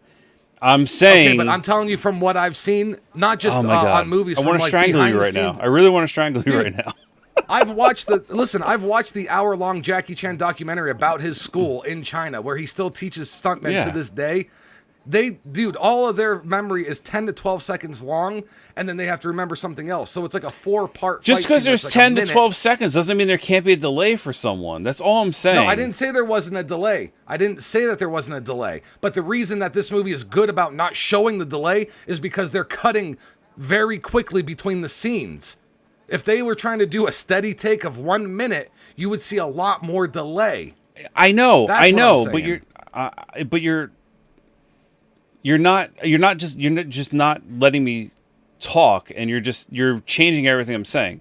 What I'm saying is, just because they're cutting it and canceling the delay doesn't mean I haven't seen movies before where there's the delay in that 10 seconds. And I'm saying in these 10 seconds, the people in this movie are doing a good job. That's all I'm saying. Right. And then you're making it into something else, and I don't like. No, you're misunderstanding what I'm saying. No, and I want to move on because we're missing an awesome You scene said right I here. didn't. No, you said I didn't understand because you watch more movies and blah blah blah, and that's not what I No, I'm was saying even you're arguing. not understanding because you're No, changing let me everything. finish. Let me finish. All right, God ladies, damn it! What you're I'm just seeing trying the to end of the tell you GrindHaus right now. No. is the reason that it looks good is because they are cutting. If they were not cutting, it probably wouldn't look as good. And the reason a lot of those movies look shitty is because they don't fucking choreograph long enough to have their timing down. That's what I'm saying. No, you're misunderstanding everything I'm saying. You just don't get it. I'm moving on. I already heard what you said. No, you're saying no, that a lot of Greg, movies are bad at delay time because they're not choreographed. It's okay. You don't get it. No, that's not what I'm saying. I didn't say that at all. You're misunderstanding everything I'm saying. So let's move on. Let's talk about the next fight. No. I want you to explain to me. I just did. What is it that other movies do wrong that this one didn't? I'm saying in other movies where they have a lot of cuts, just like this movie, in that 10 to 12 seconds or whatever, I've seen other movies where they're just bad stunt people. And there's still a delay whether there's cuts or not. And it still looks shitty. Where this movie, I'm not arguing that. But you're saying it doesn't. Shitty. You're saying it doesn't look shitty because there's cuts and all this stuff in here. And I'm saying no, it doesn't look shitty because these people are actually good. Yes, there's cuts and stuff that make it look better, but these people are actually good. You're taking that away from them and saying no, these people are suck. I'm not saying these people that's are exactly bad. what you're saying. You're arguing what I'm saying. No. I just said that they're good enough that they can handle their 10 or 12 seconds. But watch Enter the Dragon, Chuck Norris and Bruce Lee. 45 seconds uninterrupted fight scene. You know how hard it is to choreograph something that long? Because they're both fucking amazing. That's what I'm getting at. These people aren't bad, but they're not... These people are still good, is what I'm saying. But we don't know. Yes, they're excellent, but they're not the best. I didn't say they were. I never said that. But that's what I'm saying. Like when you said that, they're not doing. There's no delays. I was like, yeah, I understand that because a lot of movies do have delays. You're killing me. You don't get what I'm saying. No, I agree that this movie is iconic, not just for the soundtrack, not just for it does have some of the premier martial arts people in it at the time, and even the other Flying Guillotine movies or One Arm. I haven't seen many of the One Arm Boxer ones. They might not have the same choreographed style that these fight scenes have. But if you put this on a level of a fucking Bronx Tale or Enter the Dragon or Enter the Fist or whatever, this isn't that kind of iconic movie. I'm not trying to say it is. Right. I'm not trying to take away.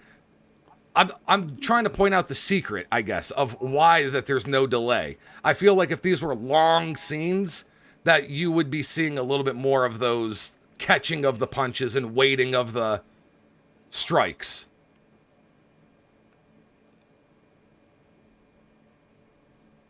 Nope. All right. Anyway, so this fight, for some reason, is going to be on those poles that we're talking about in the beginning. So I'm at 40:34.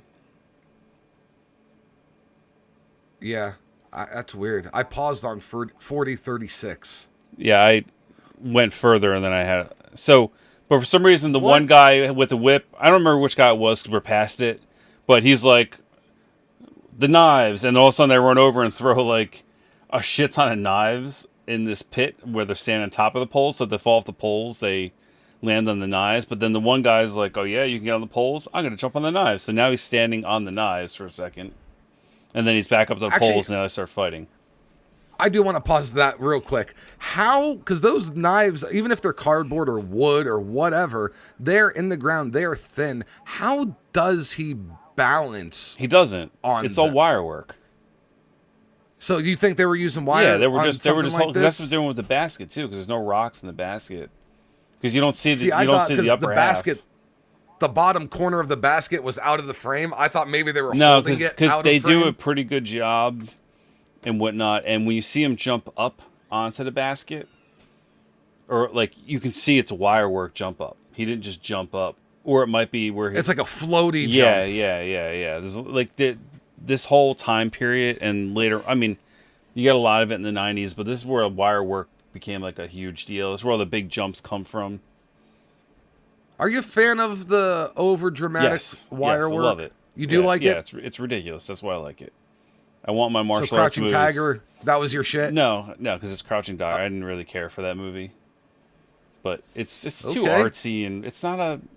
I like. I don't know. I'm saying I don't like it either, Yeah, but a lot of people yeah. like No, they it's, jump it's down too, people's it's too, throats it's for too not liking artsy it. and it's too too drama-y. The fight scenes are filmed really good. They're phenomenal, but like overall as a movie, it's just not my.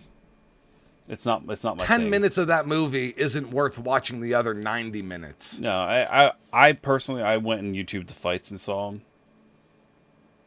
That's fair. You know, I've seen them, and I've seen them in specials where people talk about wire work. Like I've watched a lot of like how they filmed these movies and how they made them. You know, Like the Tarantino on Kill Bill when they show how they did the wire work there. yeah. I think that suits the scene because it's just enough.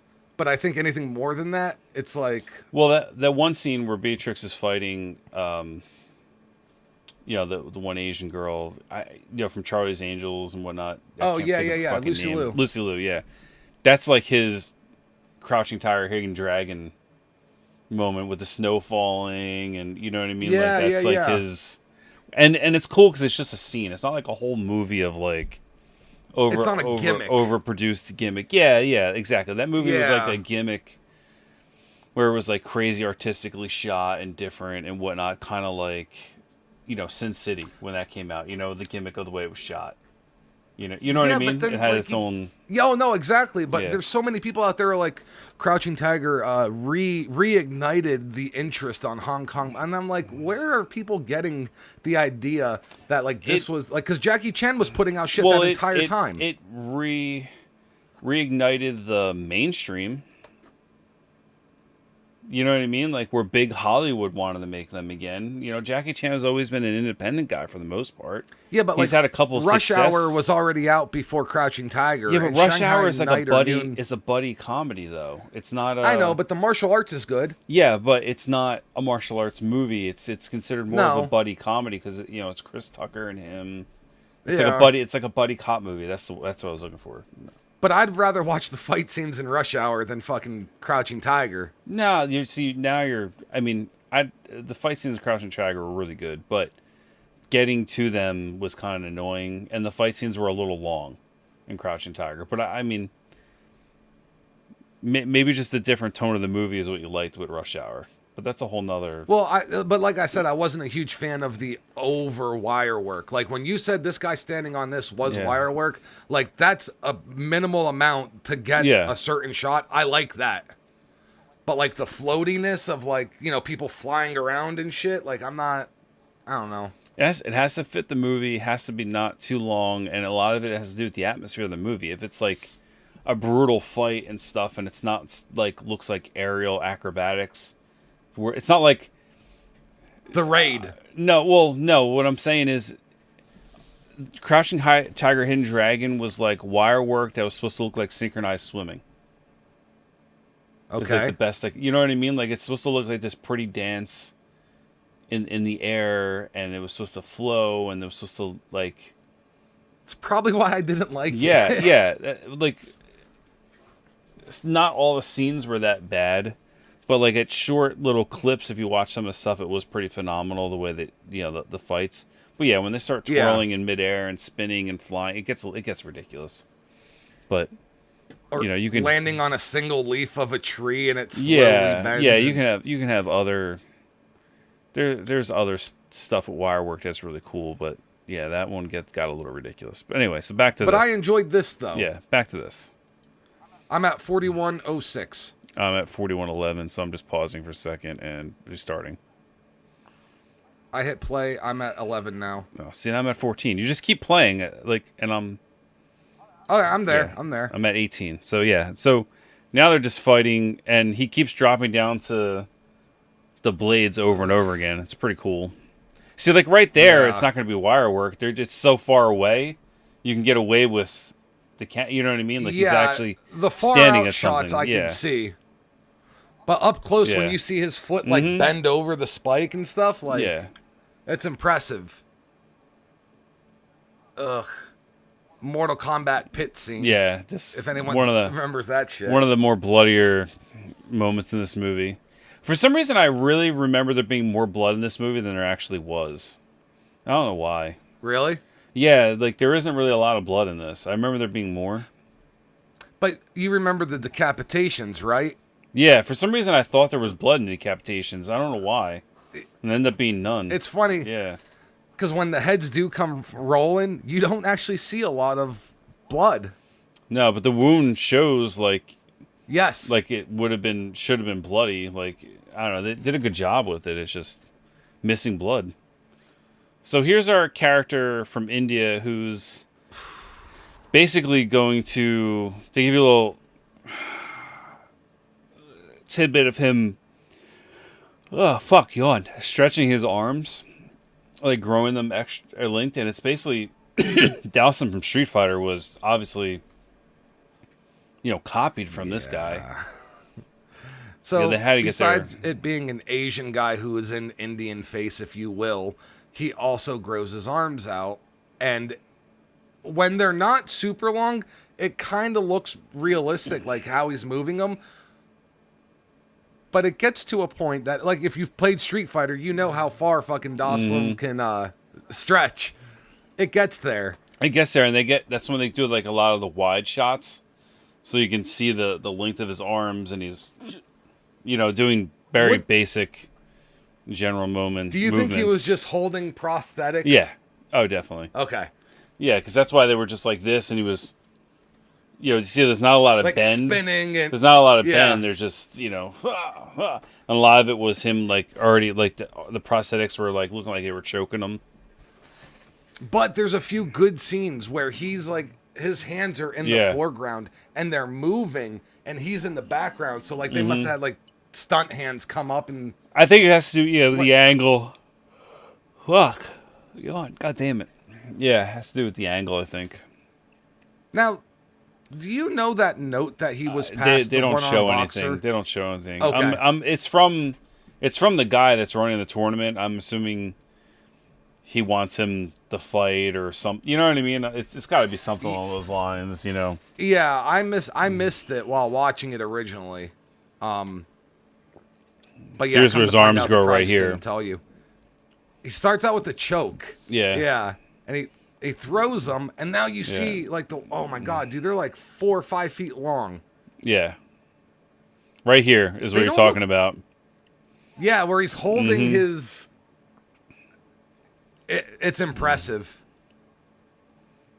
I see what you're saying. How he swings both arms at the same Yeah. time. There's no bending. It's a lot of just. Yeah. So now he's got it like He's in probably a just holding choke. yeah. He's in a choke, but they spin in a circle, and then when he, I guess, it's supposed to be rips his throat out, it's like now his arms are extra long there still, and they retracted in. That's weird. I don't know how they did that. Well, it's a prosthetic. You know, it's a that mechanic. shoots into his sleeve. Yeah, it's like Taxi Driver. You know when the gun comes out, it's the same principle. Because his arms are still straight, so it only went out like as long as his forearm, say, and it could still be a little longer too. It doesn't have to be. But wouldn't you have seen the fake hand go in his sleeve? No, because it doesn't go in his sleeve. It's still the fake. It's still the fake hand. Oh, okay. I see what you're saying. Even when he holds his hands out at normal length, his hands were still longer when you see in the scene. They're still longer when he puts them down. They're just not as long. So like so it tricks you into thinking they're his regular arms or what. But they're still longer. That's so weird. Yeah. I mean, for 76, 75, whenever the fuck this thing was made, a lot of cinema tricks, you know? Oh, this is the Muay Thai guy. Yeah, I wonder with the idea of that character, I wonder if there's something in Indian folklore of a fighter like that or something, or... Let me see. Do you want to talk about this Thai fight quick? Yeah, well, no, I'm just, I don't know if we should go into it, but I'm just curious, like wondering. I wonder. So of course, when I type it in, Dawson is the first person that pops up. Yeah. I mean, it's just a typical Thai fight. There's nothing crazy right now. The Thai fighter, is fighting this guy, and he's got just like a typical. I don't know if it's bear claw, because it's not eagle claw. It's like something similar, or tiger claw maybe. Tiger claw. Oh yeah, tiger claw. Yeah. And it's just it's just a good fight, and now it looks like he goes into a little like crane movement there. Like a lot of the fighting styles are for the different animal shapes. Like that's like crane, and then they have like praying mantis is very similar, but the hands are a little different, and then the different and it's different also claws. The leg movement. Yeah, it's like bear like claw. The leg. Yeah, tiger claws like that. Yeah, well, I think we had monkey earlier. Like yeah. So there actually was an Indian fighter who fought in England in the 1800s who had a reach of 90 inches. How tall was he? 6'4". John Jones is 6'3", and he has a reach of 84 inches. Is it 84? Yeah, I thought it was 83, but close enough. Yeah. Yeah, still around. Yeah. But this guy was 90 inches. So maybe that is where like the stereotype. No, but you said the 1900s, so this is supposed to take place way before. Yeah, but still before the 1800s in this. Yeah, but the movie, I don't know. The movie, Yeah, I know, but I'm just saying. Yeah, I'm just saying like this takes place before then, so I wonder if there's anything even before that though. That's what I'm wondering. That's so I don't know. Weird. So the Thai guy wins. He ends up just beating the shit out of this guy. Nothing fancy. He moves on. So now we have another one-armed boxer, different guy. This guy, you can clearly see his arm hidden though. It actually shows at one point in time in here. There's like a goof about it. You can see his arm. Yeah, you can see it right now. Tucked. It's literally folded like a cast in his arm. Yeah, that's how they did it. Yeah, that's how they did it. They usually made the guys have like a little pot belly looking thing because they'd hold the arm there. But there's one move here specifically I read in the goofs. Something where they're like tied up and maybe like on the ground you see his other arm. It kind of even looks like he has a pillow under his shirt. It's so and that noticeable. Yeah, like you see his elbow coming out like this. Elbow, the back. yeah. That's where you think it looks like a pillow. Yeah. Did you see it? Yep. It was under his butt. He's not bad at the one arm. He's the one arm. He's the one arm snake style. They called it. Okay. See him slithering. He's like, yeah. Santino Marella. Yeah, just snaking. And he ends up winning. One arm guy. Yeah. But we have our music kicking back in, and our guillotine master comes in and just takes his head. Dude, I just noticed this. Does the guillotine master have a swastika on his fucking shirt? Sort of. You got to remember, like back I know it meant something before. No, but the swastika, I know. it's different though. It's not. It's rotated differently. The Nazis took it sideways, like where it's reverse the time. It's on like a, axis or whatever. Yeah, this one's this kind of they were always straight, and it was a Tibetan or Buddhist symbol originally, and they were like, "Oh, right, this is cool. I know that. We're gonna take it." They still use it to this day, I think. Oh, so they do. Yeah, as far as I know. I mean, I could be wrong, but it's like I never looked into it. No, I knew it had the origins before the Nazis used it. I just wasn't sure if it was still a thing. I think it's been a thing for, fucking 600-800 years. Yeah, 600-700 years, maybe longer. Yeah. It's just, it's like, the Hitler stash was a Charlie Chaplin stash or whatever, even, something before then, and then Hitler comes in. And then eventually it became the Michael Jordan stash. Hitler ruined mustaches and swastikas for everyone for the rest of their lives. He destroyed two cultural icons. In one swift war. Yep. Now, did they ever play up that the guy who is running the tournament is actually like a badass of any sort? Because he's doing all right. They never. He called them a washed-up has-been, so it seemed like he might have been someone. He called them. It was funny because he calls him an old man. Yeah, but he's a lot older. What? Yeah. Here come the butt bombs. He gets stabbed by the guillotine. Doesn't lose his head, so we don't know if he actually dies or not. But we're assuming he does. His daughter runs, and now he just starts throwing bombs everywhere. Later, when the daughter wakes up, Raiden tells her that her father was killed. Yeah. So Raiden is the one who goes over and picks the girl up when all the smoke's flying. Yes, he takes her and. Yeah. But he's not a good guy. And that was the tournament scene. Not a lot of downtime in this movie, honestly. Like, certain parts, there's like more dialogue than anything, but like there's enough action in this to keep people interested. Certain times they slow down, but I feel like if you're not into martial arts, there are certain scenes that are going to bore you. Like, the beginning scene where he's doing his little kata stuff, maybe where they're training with the shields and clubs before they Thai box. I'm just saying, like, if they're not into that type of stuff until they get into the actual fights and whatnot, But it does all build up to stuff. Yeah. It's all needed. So basically right now, the assistant teacher is telling the students that odds are that they're going to have to close down the school, even just temporarily, because the man who showed up and caused havoc at the tournament is looking for their teacher, who is the one-armed boxer, and that he's probably going to show up here. But then they do a quick 180 because he's like, "Oh, well, we shouldn't run. Who said we're running?" It's like, you were just talking about it. What are you talking about? So that was a little weird.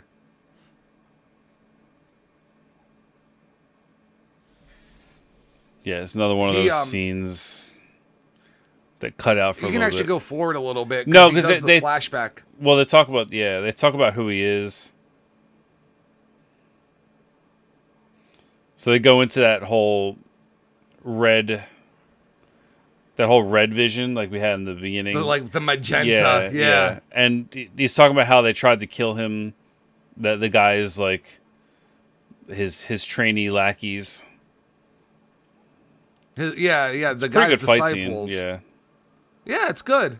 And surprisingly, this guy fighting with one arm, like in certain scenes, you can see where the arm is. Oh man, he hides it a lot better. He just had a super headbutt. Yeah, it was. Oh, that was good. Well, I mean, it's the director of the movie, so I assume, and he's also played the one-armed boxer a lot more. But they also, you can see a little bit there. They give him a different style of clothing. The other guy's a little more basic, so he has a little more layers. And that's the thing. The director probably told the guy with the one arm. I just realized this guy blew himself up. I saw that earlier. I never paid attention to that earlier. The guy blows himself up in Big Trouble in Little China. He inflates himself. Yeah. Yeah. He inflates it. No, but he literally inflates himself and blows himself up in Big Trouble in Little China. But here he inflates himself Big up. Trouble. It's like he hulks up. So basically, they put an air bladder in this guy, front and back. and then it looks like he popped the air bladder and went flying, like in cartoons. Yeah. Well, there literally was a little balloon sound there, like sort of like an air whoosh, and he went flying backwards. It's funny. But that's the backstory of why, the master of the flying guillotine is looking for him. Now, while they're talking, the Muay Thai fighter walks in right through the main door. He's doing his little, like, Muay Thai walking dance, if you will. And he basically, I guess, he's playing a little trumpet. He tells them, I guess, he's working with the master of the flying guillotine now. Like, they're on the same side. Well, he said he wants to fight them because he thinks he's like the best martial artist, but that the master's on his way here. But he wanted to try to fight them before he got here to kill them, basically. So he's acknowledging like the master of the flying guillotine will easily kill these people. He wants to get in first. Yeah, he wants to test his skills, basically. Yeah. He alerted him. He just kind of ratted them out, basically. Yeah, fucking narc. So now he's fighting the one-armed boxer's #1 guy. But here comes the master of flying guillotine flying through the window with his amazing music. That guy didn't lose his head, but he got sliced. That actually looked, I don't know what it was. Maybe sound design, maybe it was edited.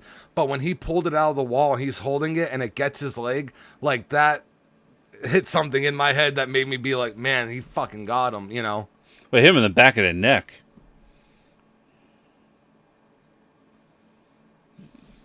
Oh, you're a little bit ahead of me. Now you're talking about right there.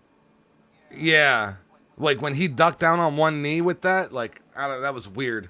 I don't know why it gave me such a reaction. Yeah. It was just a good acting. Yeah, the director where are you is at a solid right now? actor. I paused 1 hour 5 seconds.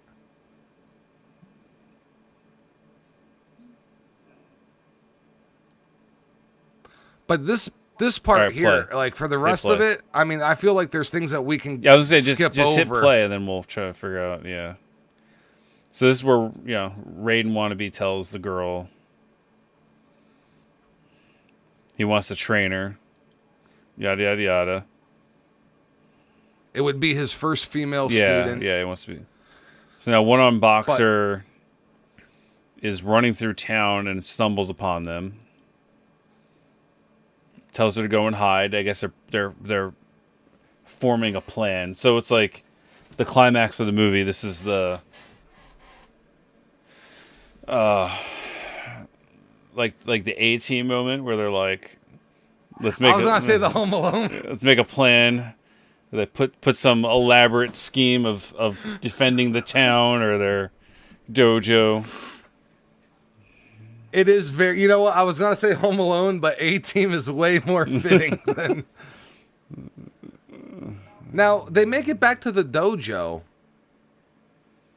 So I'm pausing it as 103:47. This is where Dalsim shows up. Okay. What were you gonna say about them making it back to the dojo? What were you gonna say? No, I'm saying after that scene, they go back to the dojo and all the people, all the students are back in there. Yeah. So, like, weren't they just told to run? And now they're all back? No, I think they told the one guy. I think they told him to run, and they were gonna fight. They told him to get out of there. That's why he was out of there. Okay, all right. Yeah, and then maybe a lot of people went and hid, but then the guy left and they came back too. But so anyway, all right, I'm gonna hit play at 103:47. Okay. Yeah, that's weird.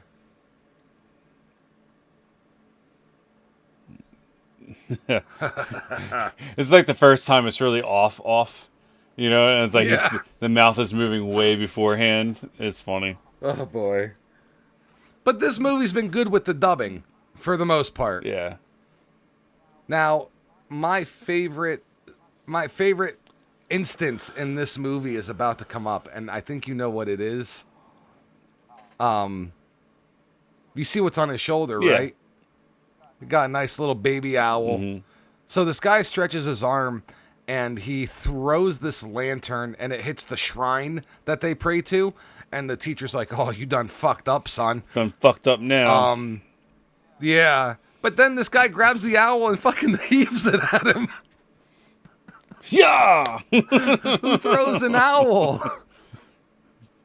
It's like a ninja star, but he throws an owl instead. And it wasn't even like a fake owl. Like it was a little real owl. And he grabs it and goes, "Yeah." Oh, man. So that's some movie magic there, where his arms went from one stage to three and folded back in. Yeah. So they had the 2-stage movement, and then like they cut, and then his arms went back to normal on the 3rd stage. All conveniently placed. So yeah, there. they have the normal arms, then they have like a medium, and then they have like the fucking crazy long one. Yeah. Well, the crazy long one goes from medium to crazy long all in the same, because it's like those extended that we were talking about. Yeah, it's automatic. Really impressive though. Yeah, it's definitely cool. Yeah, so it's some of the better fights when they had this guy in here in this movie, because of the way they have to edit things and they use his reach advantage. Yeah. So those are someone And they else's also arms use- right there. Like when his fingers Yeah, are moving. that's what I was saying yeah, earlier, but where- do you notice they all come down like real low, so you can't see someone else's? But it's all like one It's like sleeve. The yeah. sleeve of the arm was just out of camera, so they poke another hand in there. Yeah. I like his fight scenes because they do a lot of wide angle stuff. You can see. I hate fights that are too close because they're cluttered. Oh, Give the space. That was so he beautiful, just wasn't broke it? his arm. Yeah, it was awesome. But then he does like the one-handed super punch. He like sticks to the wall and spits up blood and dies. Like that is the one cool. Like, dude, the one-arm boxer. Like, he's got good kicks. He's got good jumps. But like, he has like this haymaker that like it's like a heart punch. And it'll fucking send you flying. Oh, it's so good, dude. So good. Now the Thai boxer and Master of the Guillotine are back. I want to be honest with you, dude. When you first told me about this movie and I first turned it on and it said that he's going to avenge the death of his disciples, I thought the Master of the Flying Guillotine was going to be the good guy of this movie. And it kind of turns out he's the bad guy. Yeah, for the most part. Yeah, I mean, if he was just avenging the death of his disciples, it'd be one thing. But he just goes on a killing rampage and kills a bunch of people. You know what I mean? Yeah. But do you see him as the bad guy, though? I do. Yeah, if he just tried to avenge his death of them and killed just a one-armed boxer, it would be more of like a gray area, you know what I mean? But he killed so many other people for no reason, innocence. So he's completely the bad guy. You know what I mean? Granted, we don't. He's aligning himself with bad people. Yeah. Yeah. You don't know exactly. I mean, they say he was a traitor to the government and whatnot, but we don't know if he actually is or not. We don't know the story. You know, supposedly the government's kind of shitty, but then again, maybe they weren't. I mean, it was not like we lived back then. We don't know. You know, just right. And sometimes rebels are the good people, and sometimes rebels are the bad. Yeah. Yeah. Yeah. It's this whole weird gray area. So who knows? But the fact that he's killing innocent people for whatever makes him just a bad guy no matter what. And this guy needs to sharpen his fucking axe because dude. Oh, I mean, it's hard to like chop into fresh vinage, and that looks like bamboo anyway. It's pretty tough, but still, like that thing. Yeah, but look at the chips I know. missing. Look at that. Yeah, it's you couldn't cut butter with that fucking axe. Barely, man. Jesus. And they keep doing the zoom up of the blade, like to let you know it's shitty. And he keeps stopping and look at it, and he's like, "What am I doing?" It's like, why? Why? It's like the third time in a row they did the same. It's like the same scene. It is. dubbed it 3 times. They just like looped it. They keep going back to the guy's reaction. Yeah, and then they go to the one-armed boxer's reaction, to the guy's reaction, like, and it's the same scene looped, because the branch never changes, and it's like. That's right. Yeah, the branch doesn't break anymore or nothing. No, it's literally the same. Yeah. That is. But now he gets his inspiration of how to break the guillotine. He said the blades are no thicker than an axe, so he's like, I can break them with bamboo, I guess. Because I guess that scene, the bamboo is supposed to be breaking the guy's axe as he's doing it. I guess that's what it's supposed to resemble, but yeah. But I don't see it that way.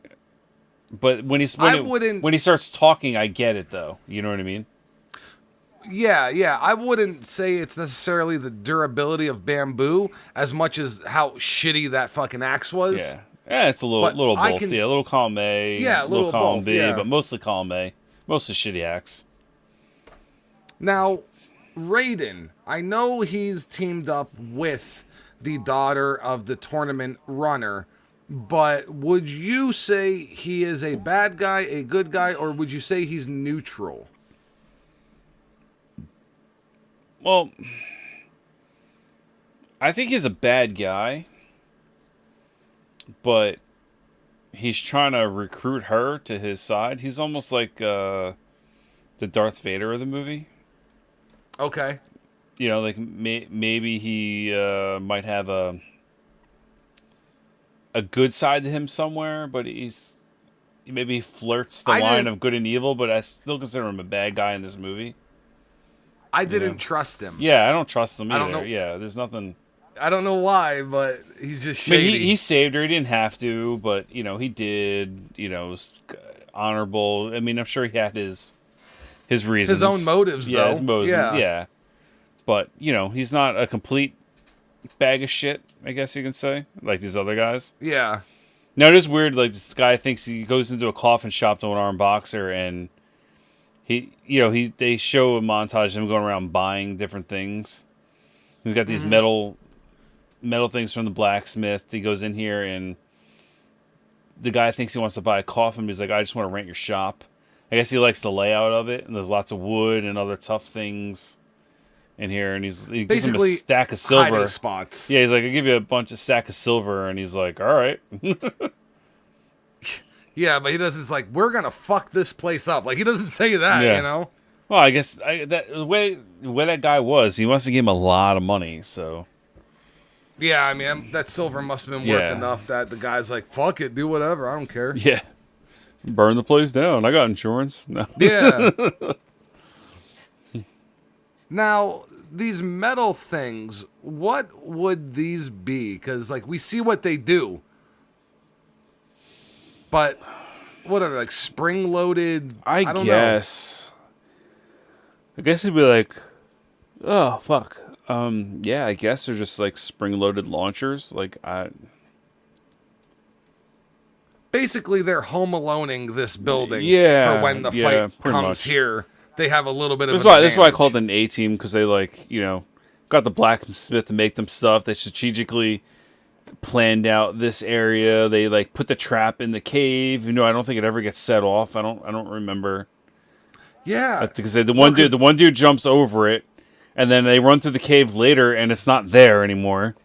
They just so like either nobody set it off, or somebody did in a different part, and we don't know about it. Whatever, there's different areas. It's almost like they have this fallback of different layers. Yeah, where are you? 113, 13, 14, 15. Okay, I'm at 114.30. Oh, you skipped ahead a lot. Muay Thai guys running through the town. Well, he talks to his disciples right now. That's who skipped over. He has this plan. He tries to discuss everything.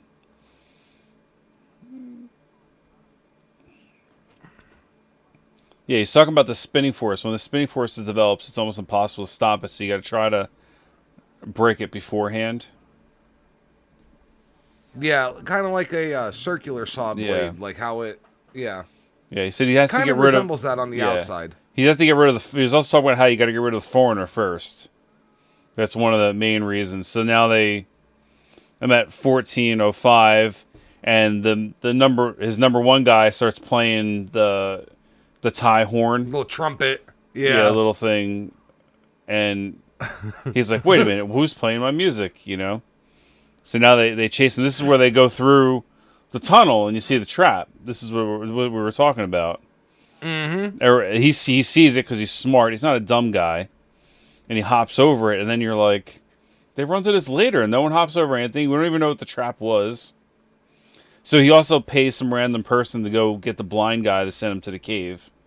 So that's how, Yep. like, if we were to skip past all this, we would be like, well, where'd he come from? How'd he get here? You know? So this showed us how he got there. Yeah, no, I was at my part was he was running in the town when the guy was playing the trumpet. Yeah. So I skipped over the rallying speech. Yeah. But it's this part actually. I So don't this want is to cool. say It's I think it's.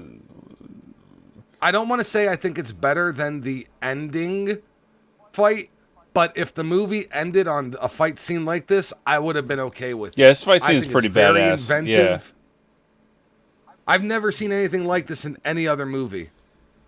I've seen movies where, people get trapped in the house with fire around it. But this is different. I know, that's what I'm saying. I've seen with fire around it. You've seen the trash compactor scene in Star Wars where they get closed in. Yeah. You know what I mean? But they literally make a steel floor and have openings on the bottom because the Thai guy runs around barefoot all the time. Because he's Thai. And Muay Thai. And he tries to jump out all the windows, but all his students are there with spears, so he can't get out the windows. He tries to get out like 3 different windows. Meanwhile, the whole time the floor is heating up, and it's a metal floor, so he starts cooking his feet basically while he's in here fighting, and it's awesome. So the teacher's got extra thick footwear, I guess. Well, even if he's wearing regular shoes and he feels a little bit of the heat, the other guy's barefoot. Yeah, And he's then every barefoot time on the guy these. falls, the one-armed boxer put weight on him or something. Basically it's so cooking him on a fucking grill, good. basically. Yeah. Cooking a burger. Yup. Psh. Oh, and you see, he looks down at his hands at one point because he falls, and they actually do the his blister feet. makeup well. Yeah. It's really good, dude. Now, He keeps trying to jump out. Yep. But really, Now he's jumping around. Now he starts jumping around as it gets. They intensify the heat. Yeah, but it's like walking on hot asphalt in the summertime. As soon as one foot is off the ground, the other one's on it, so it's hot. That's what he's doing now. He's like, yep. He tries to jump on a beam on the ceiling, but the guy just grabs his foot and drags him Yep. back down to the ground. He hits the ground, and it's brutal. It really is. You see the I love fire it. coming up through the edges of the floor to kind of remind you, Oh, yeah. that it's. And they keep throwing stuff in the fire to kind of get it hotter. You see the makeup on his face, so it's like they put makeup on him. It's not like they were just letting him sear and be like, no one's gonna notice. They went through the trouble to do something to the As show the that fight intensifies, the makeup intensifies to show that this guy's really struggling. And the one-armed boxer is keeping his composure very well. It's got to be hot Ooh, as the shit in there punch here. regardless. Because there's a lot of fire on the actually- outside. And Filming this was probably hell.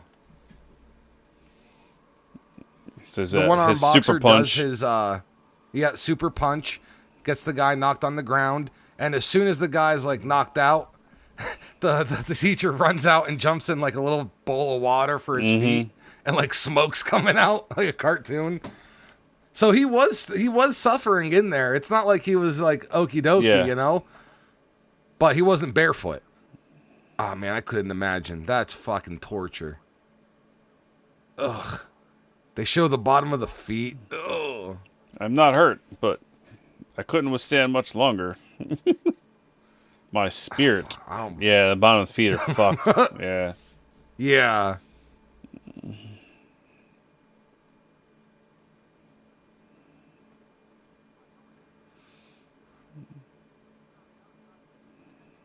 So Raiden is running through the caves, I guess. He's not with the girl right now. Maybe He that's apparently why he doesn't gets hit any pissy. tripwires. Yeah, yeah, no, he wasn't the one who did it for sure. Nope, he doesn't hit anything. We don't like. It makes you wonder what it was supposed to do anyway. It was supposed to crumble it down. It was supposed to cut it off. They can't get back through. Like what was the deal? I don't get it. I mean, obviously they pan the camera on it so that it's Yeah. supposed to be there. It's Yeah. Just don't get it. So Raiden shows up and he confronts the woman who's with the one-armed boxer. I guess he's a little bit salty because he lost his girl, And I guess this is where I realized, I thought he was more of a bad guy than anything. Well, Because throughout the rest of the movie, I didn't... Huh? I was gonna say, yeah, he definitely showed his shady side. Yeah.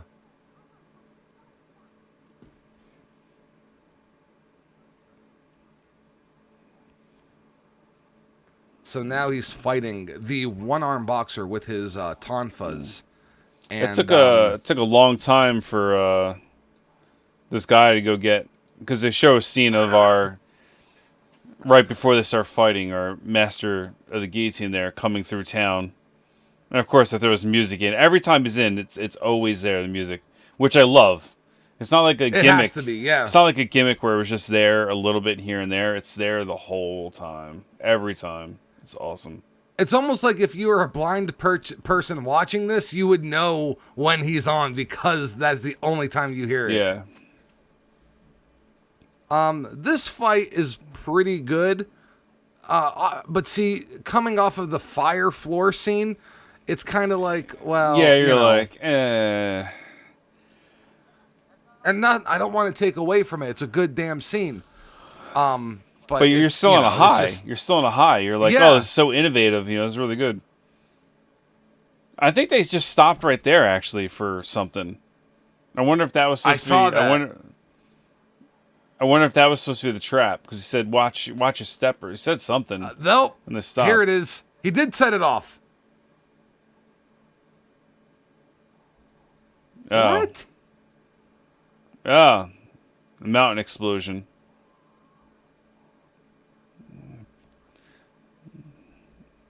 This is what happens sometimes. You don't pay attention as much. Well, then how does the blind guy get out then? He's gonna shoot through the mountain Goku style. Okay, that makes sense. All right. So, stupid question, stupid answer. So basically, Raiden stabbed the one-armed boxer and he broke the blade off with a little move to it, and then he Yeah. chest bumped Raiden and stabbed him with his own blade and killed him. And then all of a sudden, the master flying guillotine is out of the mountain now. He made it through still. Somehow. So now he has a bunch of bamboo poles over there, and he's hiding in the poles. So when he goes to take his head off, all he's got to do is reach these poles and catch the thing. And eventually, it's going to take a blade off every time he does it. So now he's done it twice. So he's going to do it a third time here. And I'm pretty sure it breaks it. I think it's this one. At one point, the outside gets stuck in to a piece. And some of the blades come off the inside. Yeah, so there's a fourth one. That was actually around, let's say it was around, and so he lost all his blades on the inside. Starts throwing the butt bombs. Ooh. Yeah. Got him with one. You can see his arm there. It wasn't very well hidden that time. Yeah. It's hard, though. They're running up a fucking mountain, But apparently that explosion went off and went out the thing, but yet it doesn't crumble. They're just going right back to the pass. That's what I'm not understanding. That's why I thought it didn't go off last time. I was like, wait a minute. I must have just... Because they use it as the escape route. Yeah, I must have just looked right over that explosion part.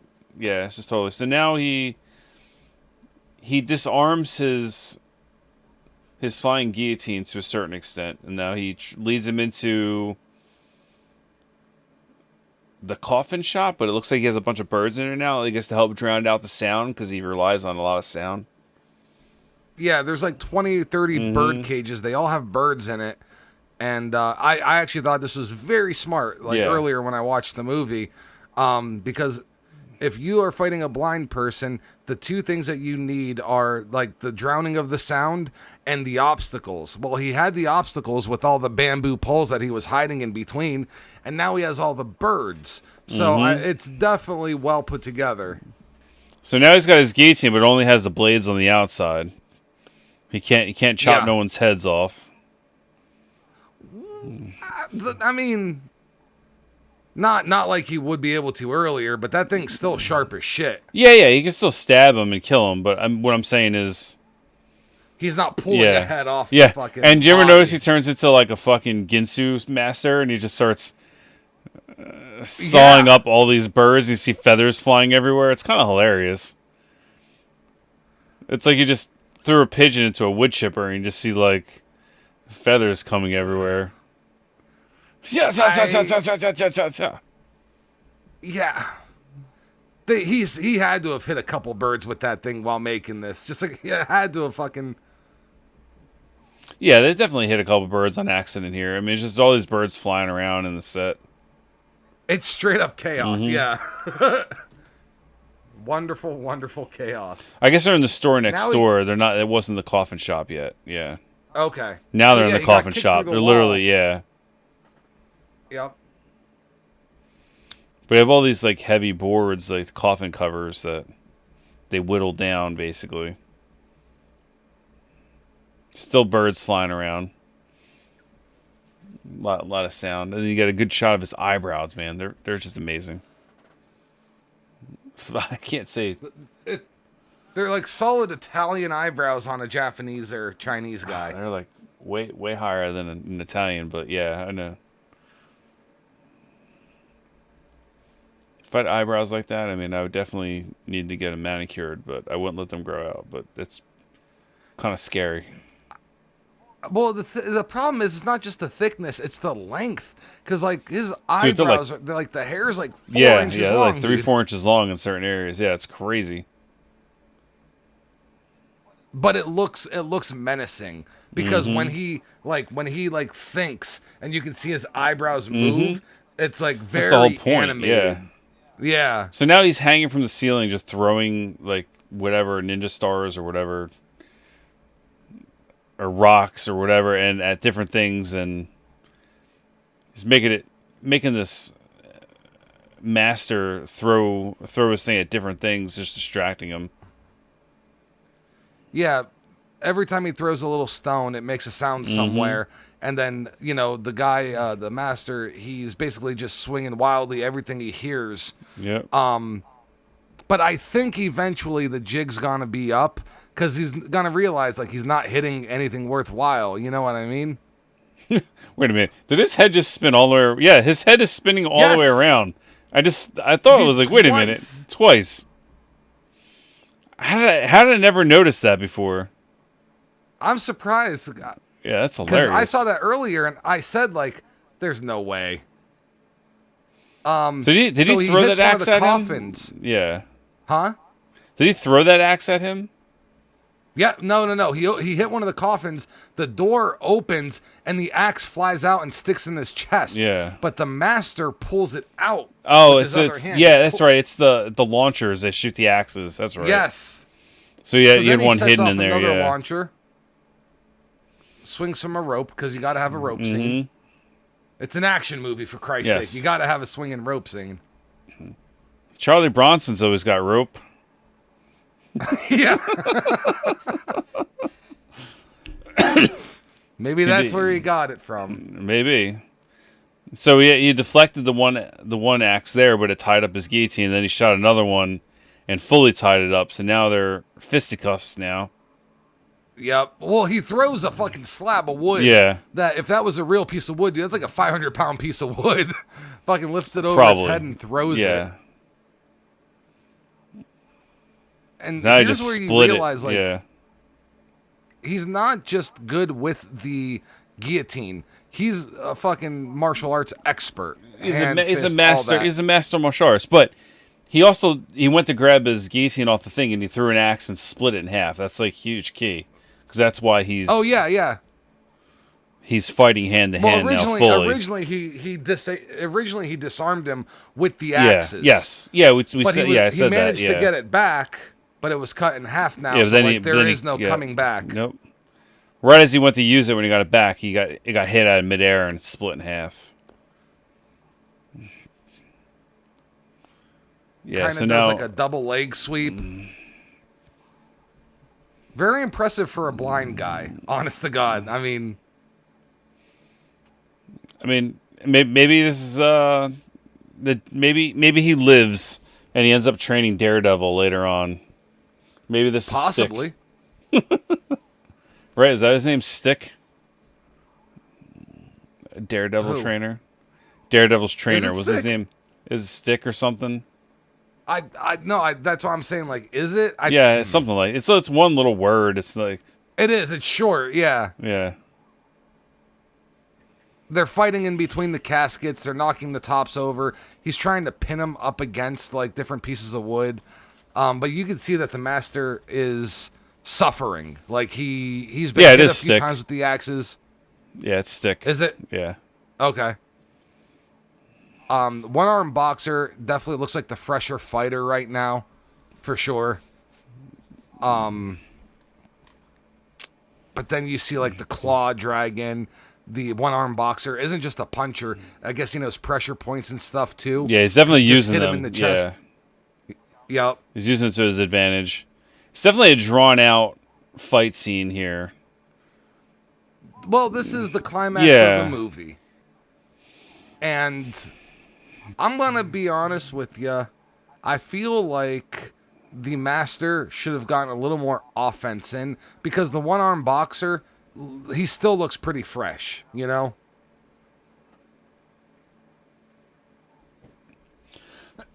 Well, if you count in all the misses he had with his weapon and whatnot, he definitely got a lot of offense in. Right. He just didn't land as much, but he was definitely trying. Like, they gave him enough. Now he's doing his little super punches to him, and he's hurting him.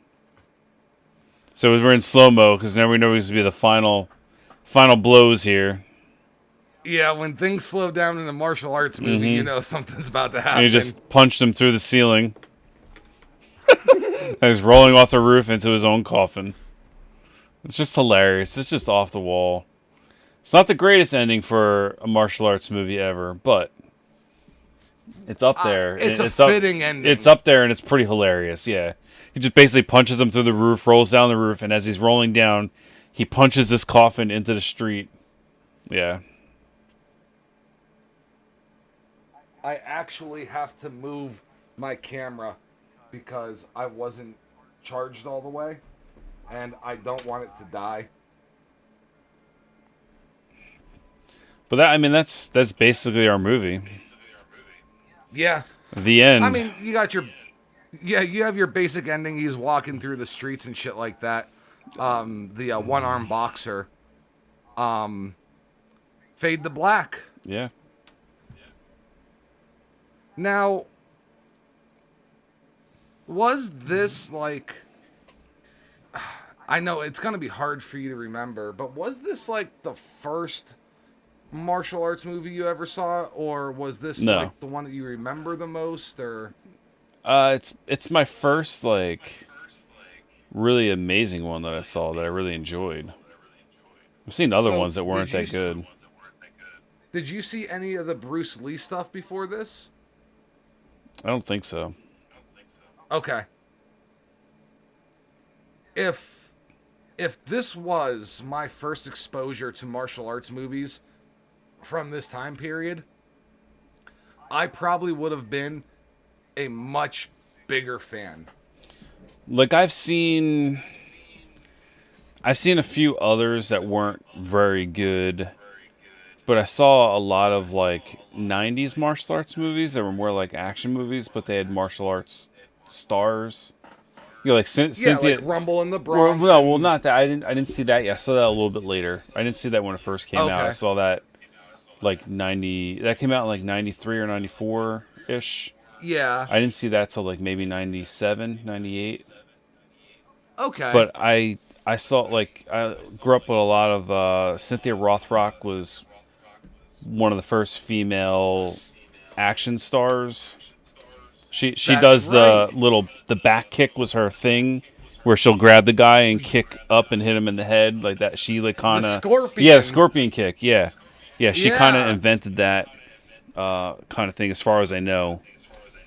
Maybe someone else did, but as far as my brain, she invented that. And there was like a lot of like Billy Blanks actually did movies back in the day before he did his Tybo, like his Tybo bullshit. Like, you know, there was a lot of Mark Dukakis was Yeah. another big guy in these like cheesy '90s martial arts action films. He did Only the Strong, and he was in Double Dragon, and he might have been in one of the Substitute movies, I think.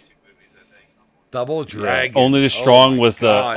only the Strong was that Cop Away movie where like he was fighting for his kids. He was a teacher, and they were in that fucking thing, and they had the little music going on, and they were like "Banana away, banana da da da," whatever, and they fucking he was doing his dance fighting. It's like this I memorable mean, I'm aware of. '90s. I know Capoeira. Yeah, but And I know it's like a the. memorable movie for the time era. It's called Only the Strong. I'm pretty sure that's what it's called. Only the Strong. Yeah, yeah. Okay. It's Mark Dukakis, I think is how you say his name. But yeah, I mean that's where I grew up, and then I started seeing more martial arts films, and you know this was one of the ones I saw that I really liked. It was like my first date. I'm like, oh, so some of these older movies can be really good. You know, they not all of them are complete shit. And then I saw stuff like The Five Venoms, and I think it's The Four Elements, or Five Elements is another really good one. So stuff like that. Some of these are on Netflix right now.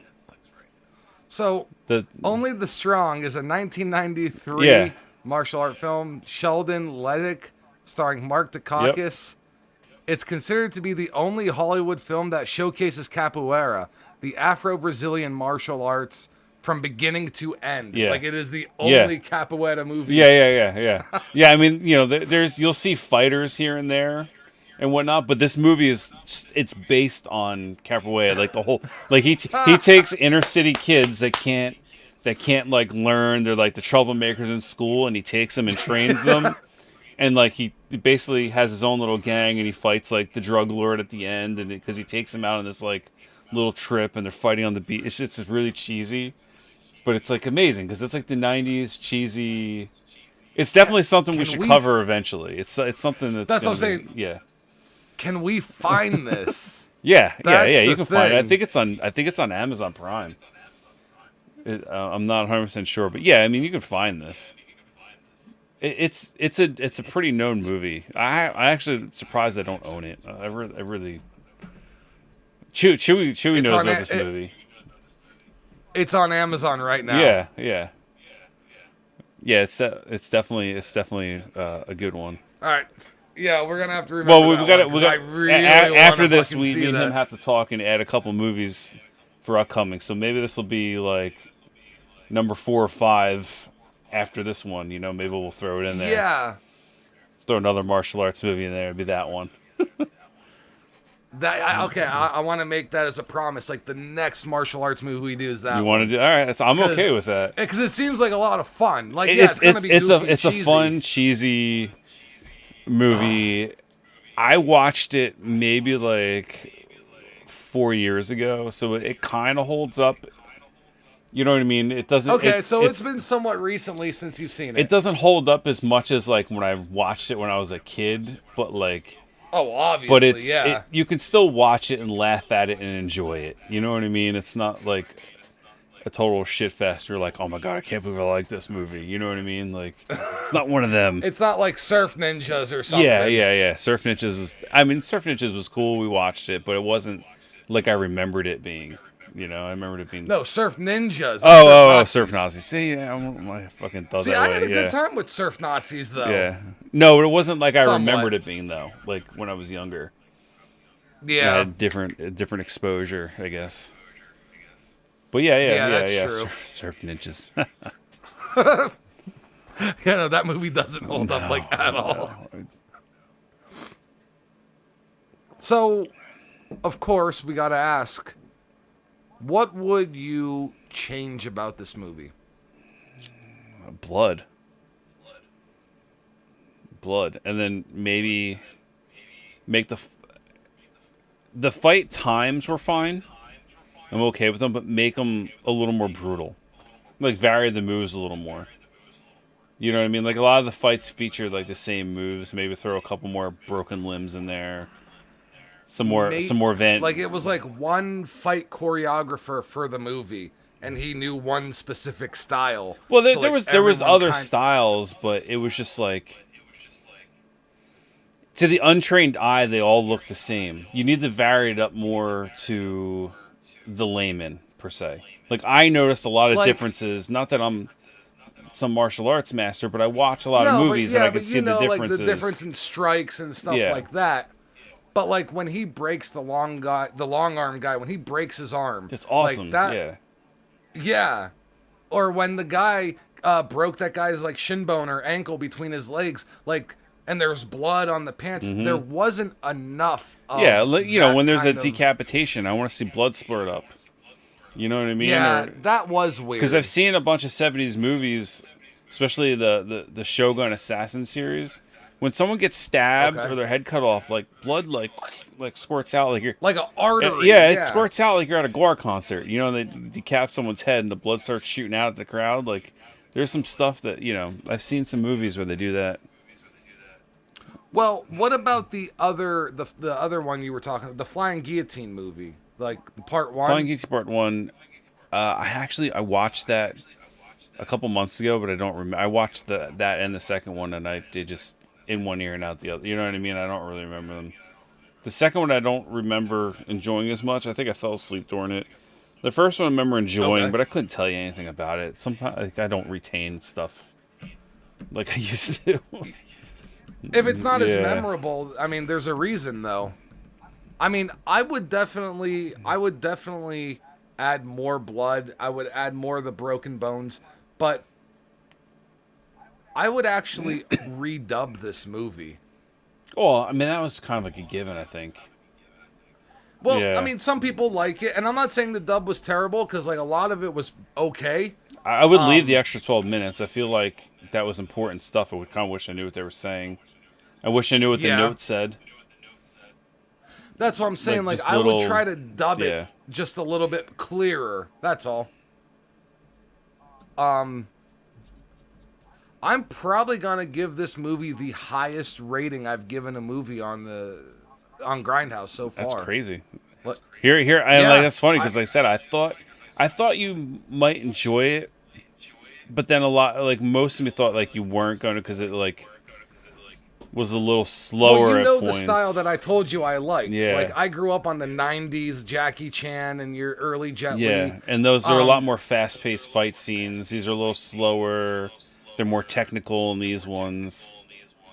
The 90s was a lot of like stunt-based oriented stuff. You don't have the big stunts like where Jackie Chan's jumping off a fucking building, like a 10-story building onto an 8-story building, like across the road. Through a ladder, he jumps through and you know. But I have an appreciation for, you know, good fight scenes.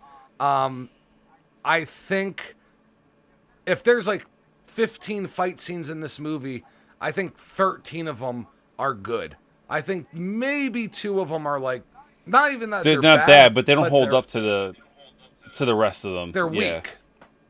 Like that last Raiden fight, we just got done seeing. Like I still think. You know what though? That last Raiden fight's probably better than some of the matches in the tournament though. But you forget about them because it feels like it's so far away. And they did 5 or 6 in a row. But compared to the floor heating scene fight with the Thai guy, it just doesn't hold up. Even though if it was by itself in a different area in the movie, you'd be like, this was amazing. This is a good fight. And like if they would have ended that movie, if this movie didn't have the Master of Flying Guillotine and the Muay Thai guy was the main villain, and the movie ended like that, I would have been okay with that as a final fight. It's that quality of a scene. It's inventive. Yeah. There's actual fire. Like, yeah, okay, you know what? They didn't use a lot of fake blood, but they used a lot of real fire. Yeah. You know? Fuck, man. I'd give it like an 8.5. I agree. It's not a perfect martial arts movie, but it's high up there. Yeah, it's like an 8.5. I would support that. Rotten Tomatoes gave it a 90%, and that's from their critics. Yeah. And the audience gave it an 87%. I'd almost like slap it with a 9 just for the soundtrack. Just because just it has something. It may not be as technically sound as other movies, but like just that the Master's walk and that soundtrack is just so much cooler now that I'm older too. You know what I mean? I can appreciate the music way more now. I almost like want to jump it up to a 9 just for that. You know, I hear you thinking about it, like you're conflicted, but it's like I could do an 8.75. You're gonna split the difference only because of the synthesizer music for him, but the rest of the music throughout the movie isn't memorable, and I don't think it's supposed to be. There really isn't any music unless they're fighting. You hear the sounds, or like the horn blowing. Yeah, but that's a legitimate Thai dance. Yeah, it's like that's It's not a soundtrack like the Thai music. Everybody in that movie heard. They weren't hearing the Terminator music, although that'd be awesome if they were hearing it. Right. Like, oh shit, he's coming, you know? Yeah, I would go with the 8.75.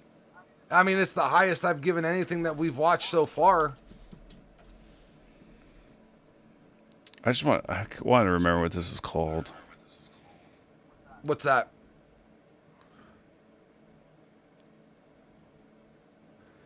The dance. Oh, for the Muay Thai people? Yeah. It's something like Wai Kru Ramai is a ritual performed by participants before fighting in Muay Thai competitions. The influence of Thai style Wai Kru also spread to Muay Lao in Laos and Paradal Se in Cambodia, where it has local. So it's like that whole area. Yeah. Wai Kru. Wai Kru Ramai. Yeah, that's the full. But like on the abbreviated, they just call it the Wai. Yeah. Upon entering the ring, fighters circle the ring in a counterclockwise direction to pray at each corner. They bow their heads at every corner 3 times in salutation to Buddha, Rama, and Sangha of the monks, and then commence the Ramai, the movements of which are said to be based on Hanuman. The Ramai is a personal ritual ranging from very complex to the very simple, and often contains clues about who trained the fighter and where the fighter is from. The Ramai is accompanied by music providing a rhythm. So there's like cultural and training, like a different person might have a slightly different order or a different move, and you can differentiate between where he was trained and stuff. That's pretty cool. I didn't know that much. When they're talking about where they trained and who trained them and stuff, that means there's gonna be a lot of different moves because there's a lot of different trainers they're very in the area. similar though. They might just be little subtleties. You know what I mean? But if you're a fan, you probably see the difference between a hand movement like this and one like that, and what it means, or because a lot of them when you see in movies are very. I wonder if there's just like a basic one that they just always do in movies, or similar, where compared to like someone else's, your standard hokey pokey or whatever. How long before we watch Bloodsport? I don't know. I mean, that's got to be like an anniversary episode. I mean, do you do Bloodsport first or do Kickboxer? Like, where do you? You know what I mean? Like Bloodsport. Do you? Bloodsport. Yeah. I don't know. I always find myself conflicted between the two. Bloodsport might be more fun, but Kickboxer might be like the actual better movie. I think Kickboxer is a better movie, but I think for us and what we do, I think Bloodsport would be a No, little no, more I'm just saying fun. Bloodsport's like a super fun movie, and it's really fun to watch. It's fun, like Ray Jackson, like, is fucking amazing. He plays Booger in Revenge of the Nerds. He's part of the reason why I named my dog Jackson. The fucking character is amazing. But Jackson, I got obviously, him. I got him. obviously, the next one we're watching when we get to it is Only the Yeah, Strong. So regardless, I just, that I is just, I gonna just talked be. this movie up to you. Yeah, no, I'm super excited. I've actually seen some of the screenshots and some of the shirts they're wearing, and I'm like, oh, this is the Yeah. '90s. The Thai Like, music that accompanies that is called the Sharama. okay. Yeah, it accompanies the Muay Thai match as well as pre-fight rituals. You know what's funny? Although I used to fight. I never fought in a Muay Thai ring, but I was trained by a master Muay Thai artist. His name was Robert Maxwell. And his son, Scott Maxwell, he passed away a few years ago. Rest in peace, Scott. Scott was he was an only child and he was kind of a rebel and he pretty much got away with murder all the time. But, I used to go there. He lived near the beach. We'd go surfing and he was showing me pictures. And his dad, at one point, was the bodyguard for the Prince of Jordan. And I'm like, why? Your dad's a real estate agent. He sells condos. I've seen the billboard. He's like, no, dude, like, my short little fat dad used to be like this bad. So, like, that night he came home from work and we were, like, asking him about stuff. And he was like, yeah, I'll train you guys out in the garage, like, stepbrother style. And we trained every day for, like, a full year. I have nothing but respect for Muay Thai fighters, dude. Like, they are some of the toughest motherfuckers out there. I wanted to toss it out there. Yeah, no, it's become the premier striking in MMA is Muay Thai for the most part. I mean, you have other offshoots and stuff, but striking wise, Muay Thai, just kickboxing is kind Like, of the the most thing. well-rounded, I guess. No, it's kind of like, I wouldn't say well rounded. It's like the base that everyone goes off of for the most Yeah. part. Yeah, like, you get your Lyoto Machitas who are based in karate. Yeah, or that's like just said. George There's St. a Pierre. handful of people that are run different stuff, but for the most part, it's all Yeah, based on Muay Thai, Yeah. like the clench and all that. Yeah. the clinch is. They're slowly getting away from the clinch now, but Is that a fighter thing or is that a style thing? I think it just doesn't work like it used to. I think guys are getting better. Enough people know how to Yeah, defend they're getting the clinch they're that getting it- better. So Yeah. Yeah, I'd like to see a modern day Muay Thai star, like someone who's doing it right now, world champ.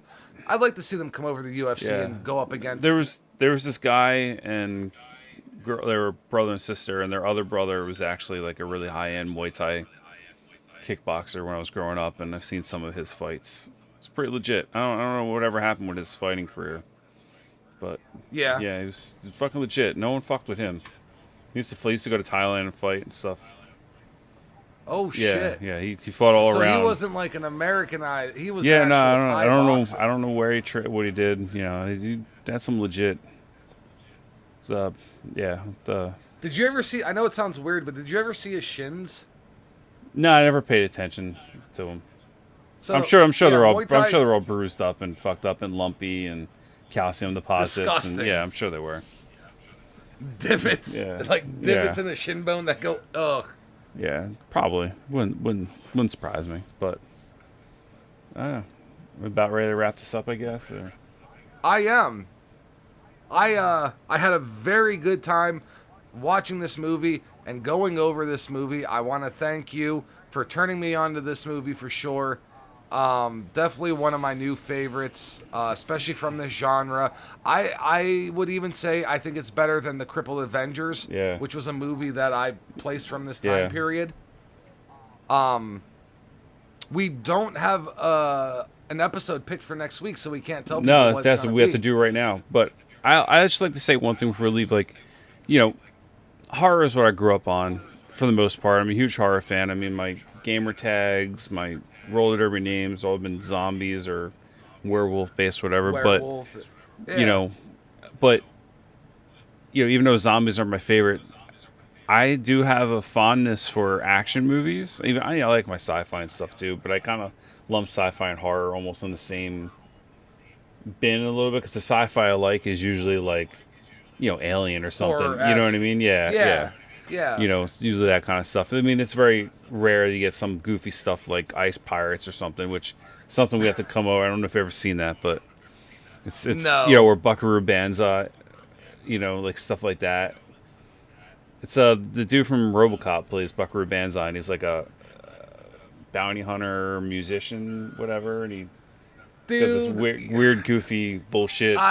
I've seen You know what I'm talking about? Yeah, it's like a cult classic. But I'm saying, like, I do like my movies like that, but it's like, martial arts or just martial arts action type stuff are like my second favorite. Oh, yeah. Like just actiony. Well, like, I got some gems. You're the only person I've ever brought up Cracker Jack to who knew what the fuck I was talking about. Yeah, yes. Like, it is kind of a funny story. Yeah, like this is hilarious. It's like, did you ever hear this movie Cracker Jacked? I'm like, oh yeah, it's the one with the guy on the mountain that fights off the terrorists. At the ski resort. You're like, what? Like, how the fuck did you know that? I'm like, yeah. They're like, I'm like, there's like 4 or 5 of them. He's like, what? I'm like. Well, I knew there was one sequel. Yeah. I knew there was one. Yeah, and then you looked it up, and there was like a 3 and 4 or whatever. I don't know if they went to 5. It's like 4. I'm like, yeah, I've seen the first 3. You're like, what the fuck? I'm like, yeah, I watch a lot of obscure action stuff. You're not just like a horror movie. You're a movie fan. You're a film fan. Yeah, but you're not. Well, you're not a snob. No. The problem is I forget a lot of stuff that I've seen. I've just watched so much shit. I can't retain the knowledge in my head, or sometimes when I watch stuff, I just forget it. Like a week or two later. Yeah, but you're like the cool kind of movie person, dude. Because like a lot of the movie snobs are like I said earlier, like, oh, what, you haven't seen the Werner Herzog or Citizen Kane or fucking, Terrence. I've actually never seen like Citizen Kane. But that's I've never watched it. Usually people who've seen as many movies as you have are like stuck up snobby, you know what I mean? And like you just enjoy like good movies, like it was like that weird horror movie we were talking about the other day that you and Eric Welsh were talking about, and I had no idea you guys were talking. Well, it turns out I've actually seen it. I just don't remember the names of things. That's right. That weird incesty horror was like beneath whatever. I don't know. Forget. It's like that Italian or French or whatever the fuck it was. Yeah, whatever. I'm just like, but you know what I'm gonna have to go listen. You know what I mean, though. Like, yeah. Oh, I'm gonna have to go listen to the interview to see what we were talking about. Dude. But yeah, you did see it. I'm like, wait, yeah, you sent me that video. You sent me. You're like, look at this. I'm like, dude, I fucking seen this. I'm like, wait, I do remember. And then I started remembering some of the scenes in it. You're like, yeah, it happens later. And I'm like, oh, fuck. I'm like, this whole time I actually knew you guys were talking about it. Just didn't remember. Could you have an estimate of how many movies you've actually seen, though? It's gotta be double what I own. I own like 2,000, so it's gotta be. Yeah, it's gotta be up to like 5,000-6,000, dude. Well, I don't know, maybe it's that. I would say just double. I mean, it's gotta be around the 4. So I've seen a ton of stuff I don't own. Like, there's just a ton of. Well, then how many times have you watched certain movies more than once? Yeah, well, though? I mean, that's the whole. I wore out a whole copy of Better Off Dead and had to buy another one. So I used to watch that every day. You'd think I'd know that movie better than I do, but I don't. Better Off Dead? Yeah, John Cusack. If you've never seen it, it's from the 80s. It's fucking classic black comedy. Okay. It's definitely under the radar. So, like, it's not necessarily a grindhouse flick, but. No, but it wasn't like your.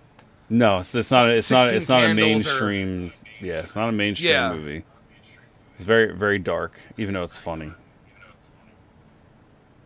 Well, ladies and gentlemen, you joined us for our first. Oh, well, I got sidetracked. But my point is you're gonna get more than just horror from us, and you're gonna get some good quality other flicks of movies.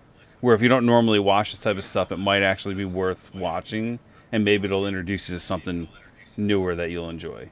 That was the point of what I was going to say.